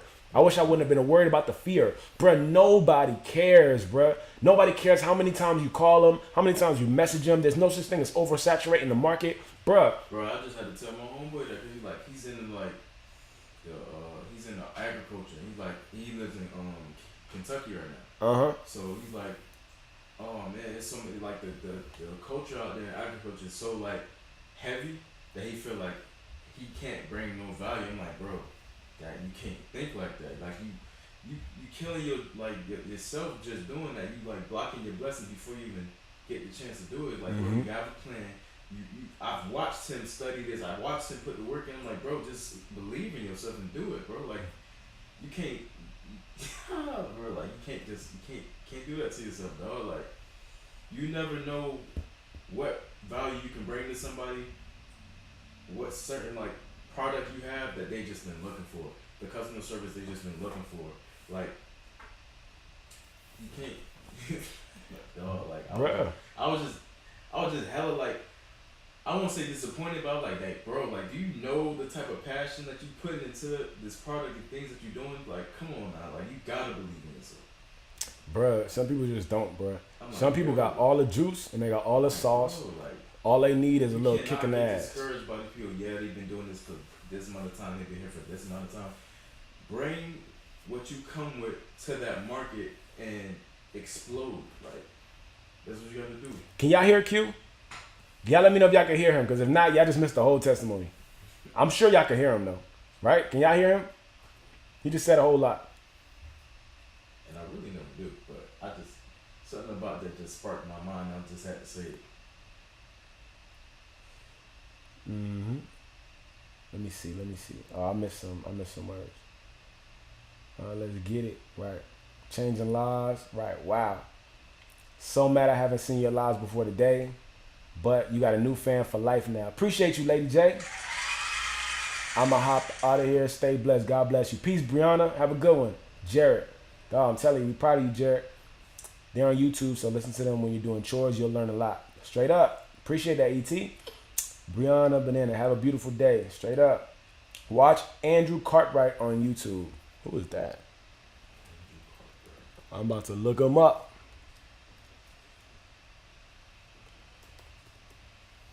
Andrew Cartwright, YouTuber. All right, we just looked him up. Oh, he might have some game for us. Creating over 32 companies, personally running as many as 12 at the same time. Andrew has made millions in multiple industries. Okay. About to tap in with you, Andrew. Bet, tuning in for sure. I just have Hoodie playing while I'm working. Phone in the pocket, AirPods in. Hey, appreciate you, Jared. Let me see. He has some ad post stuff, but I've gotten free startup grants from his info. That's what's up. Free startup grant? That's fine. From his info? Oh, I'm going to tap in with Andrew Cartwright. I ain't about to play around with him. Thank you for that. Yo, did y'all hear that? Natalie said, look up Andrew Cartwright on YouTube. She says he has some ad post stuff, but I've gotten free startup grants from his info. That's what's up. Yeah, I'm under the impression Natalie is about her bag. I don't think I have any doubt that Natalie is about her paper. We love to see it. No one can do it like you. Q is so right. Right, bruh. That's what you at. They heard you, bruh. I've gotten about 8 total. 8 total? 8 grants? Hell am I doing? Oh. What the fuck? What are we doing wrong? Right. Nat, put us on game, yo. 8 startup grants. Yo, we gonna need that. I need a grant right now that they're out in the streets like that. I think I might need 2 or 3 grants. I need equipment. I think I need like 4 grants now. Right. Yeah, Q need 2, so I need about 6 grants. That's what's up. Hey, that's really what's up. Yes, sir, that's what's up. Yeah, they heard you, Q. I hear the bass. The bass? That's funny. Your voice deep, my G. Andrew Cartwright. That's who they modeled that Tyler Perry character after, right? What character? Nat remembers everyone's credit card numbers.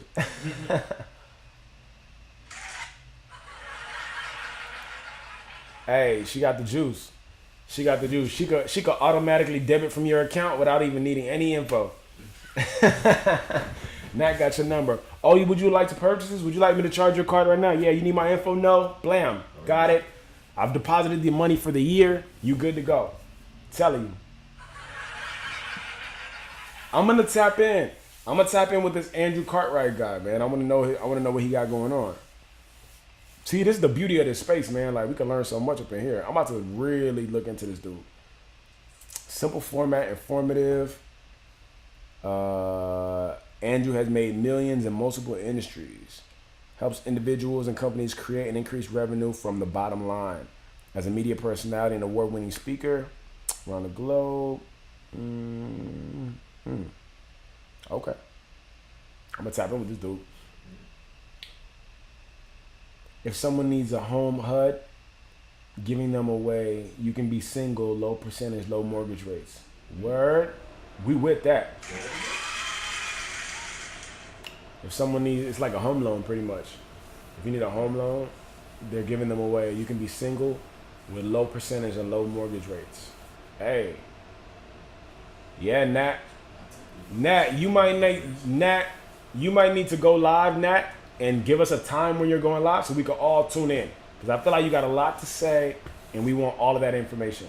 So let us know when you're going live, Nat, and we're all going to tune in. If it's today, if it's tomorrow, just can't have a bankruptcy. Okay, cool. That's good information. Oh, I never go live. Well, maybe we should start, Nat, because you got the game. Yes, baby. Listen, I'm going to be in there. I'm telling you, I'll be there too. I don't even think that Nat said it's pressure. Nah, it ain't no pressure. You giving the game right now. Yeah, we need all of this information from everything you got going on. From the startup grants to the home loans to everything that you know about. Telling you, Nat, hey, if y'all want to see Nat go live, make some noise in the comment section so Nat could really go live. I personally want to see you go live. The world needs you. It's me. I am the world. I need you. Hey man, look, and it don't gotta be a long live either. Do you have to have like video up if you go live, or can you do the Zoom calls and just have a photo and just talk? I be telling people saying about TV commercials, modeling. It's easy, not hard. Hey Nat, you have the information, and we would like the information. Like ET said, the world needs this.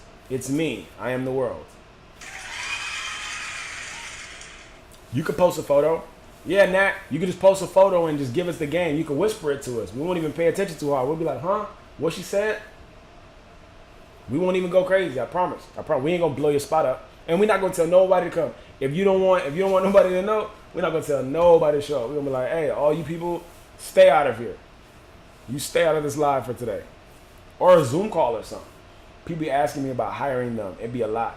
See, Nat, you out here blocking people blessings. I don't know, Nat. I don't know.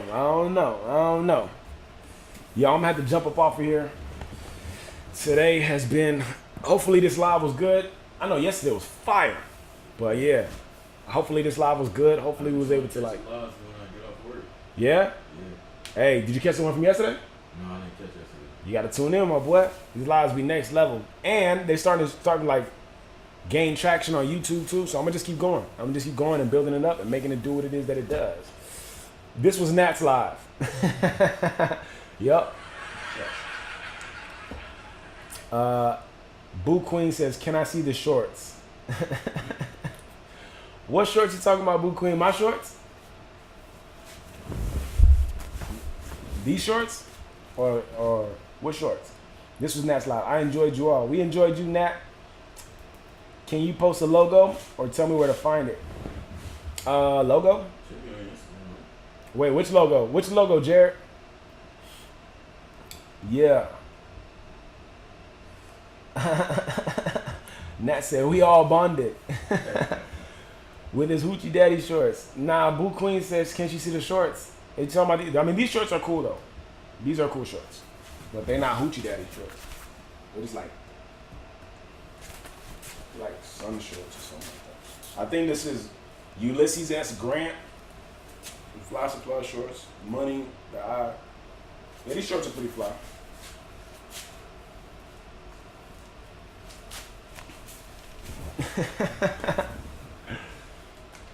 You start modeling, you get the theme songs in your head from back in the day. Yeah, they're not Hoochie Daddy shorts. Though I am known for going out in some Hoochie Daddy shorts. I'll pop out because I work on my legs, so I'm not ashamed. Any niggas that you see with long shorts they don't got good legs. When you got good legs, you be want to show the world. You be like, hey, don't hurt yourself. Hey, walking out them shorts, like, yeah, look at the tree trunks. I gotta go work on my legs right now. Dope. Right. Let me see. Those 5. I'm telling you, yeah, these are 5. This is the homies from Fly Supply. So one of my homies make these hats, and another homies of mine, they make these shorts. Like these, we got some dope ass designers in Miami, bro. It's crazy. Those 5. I'm telling you, I'm finna take a nap before the gym. Love y'all. Have a great day. Peace, Devin. Have an amazing day.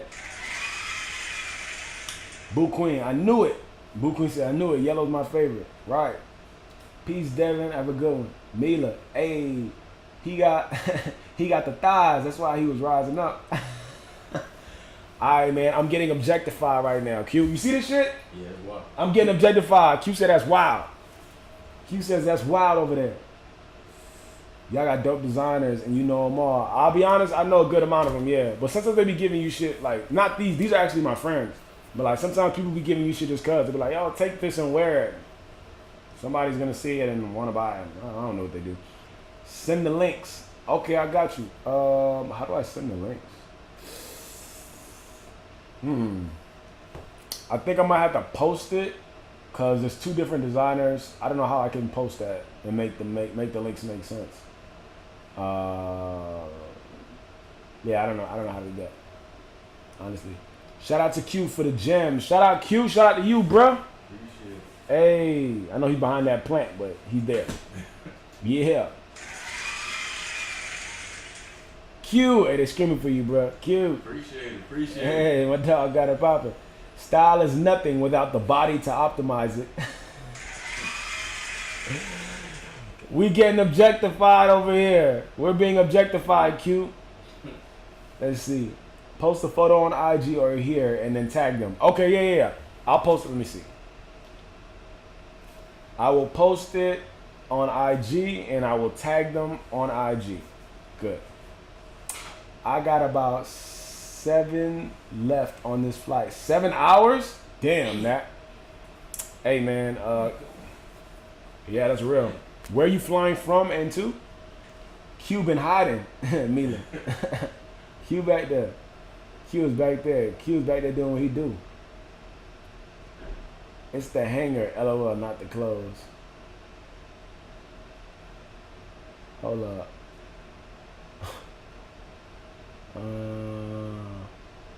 It's the hanger, not the clothes. Right. You gotta have a body to optimize it. She's leaving Milan to Cali. Congrats. Hopefully you had a good time out there, man. Now I want to go to Milan now because I realized I've never been there and I never even thought about going over there. But if it's in Italy and it's a vibe, I'm going now. I'll be like, yes, my friend Nat was here. Take me to the presidential suite. Don't look me in the eye. Where's my gelato? Gosh, I'm going to go and enjoy it. I'm going to go check it out.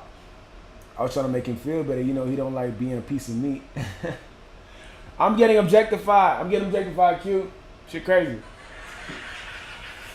Yeah. All right, I'm going to jump up off of here. I'm going to jump off the live. Y'all have an amazing day. Thanks for tapping in today. Hopefully y'all got some value from this live. I appreciate y'all, man. Y'all got the kids are 47,000 likes. I appreciate y'all. I'm going to see if I can jump on later so I can see if I can get to those 13 teddy bears. But I appreciate y'all for tapping in. Thanks for the dope combo. Thanks for the dope vibes. You can find these live replays on YouTube, King Hoodie Raps. And yeah, I think I'm going to have to upload this one a little later. So if you want this angle, then it's going to be a little later. Probably like an hour. This one's going to be up. But there's already a version of it from another camera that's up now. So y'all can go and watch that one if y'all want to. Follow me on Instagram, Tapping with the Kid. And yeah, let's get it popping. Appreciate you, Jared. Yeah, y'all have an amazing day today, man. I look forward to like hearing more people's success stories and like how people are getting activated and motivated and moving their life forward. And I'm just really excited, man, for this space and for everybody who's up in here. I appreciate y'all. Love y'all. Have an incredible day. Let me see. All right, fam. See y'all. Jared, appreciate it. Peace, love, blessing, have an amazing day. Right. TT asking people to stop a shutdown. Wait, what? A shutdown? I rock them shorts myself. Shut up. Very true. Let us know, Nat. I need to take notes. Yeah, Nat. When you going live, Nat? We want the live. We want the live. We want the live. We want the live. So the people could say, come on now. Give us the live. Yeah, they trying to ban TikTok. Oh, that's a fact. You know, to be honest, I was totally with that banning TikTok shit until I got on TikTok. Now I'm like, no. By all means, no. But yeah, there's always going to be somebody hating and somebody trying to do something. But they just be done. Let's see. We want the live. We want the live. We want the live, Nat. Also, extra cash, downloads, reach. TikTok paid content. Extra cash, downloads, reach for TT paid content. Oh, okay. Paid content. Oh, I think I've heard of that. I've seen something like that. Call some number. Everybody apparently they're trying to shut TikTok down. Hey man, no matter what happens, bro, we still gonna keep doing it. Download Reach. Oh, okay. Reach is an app.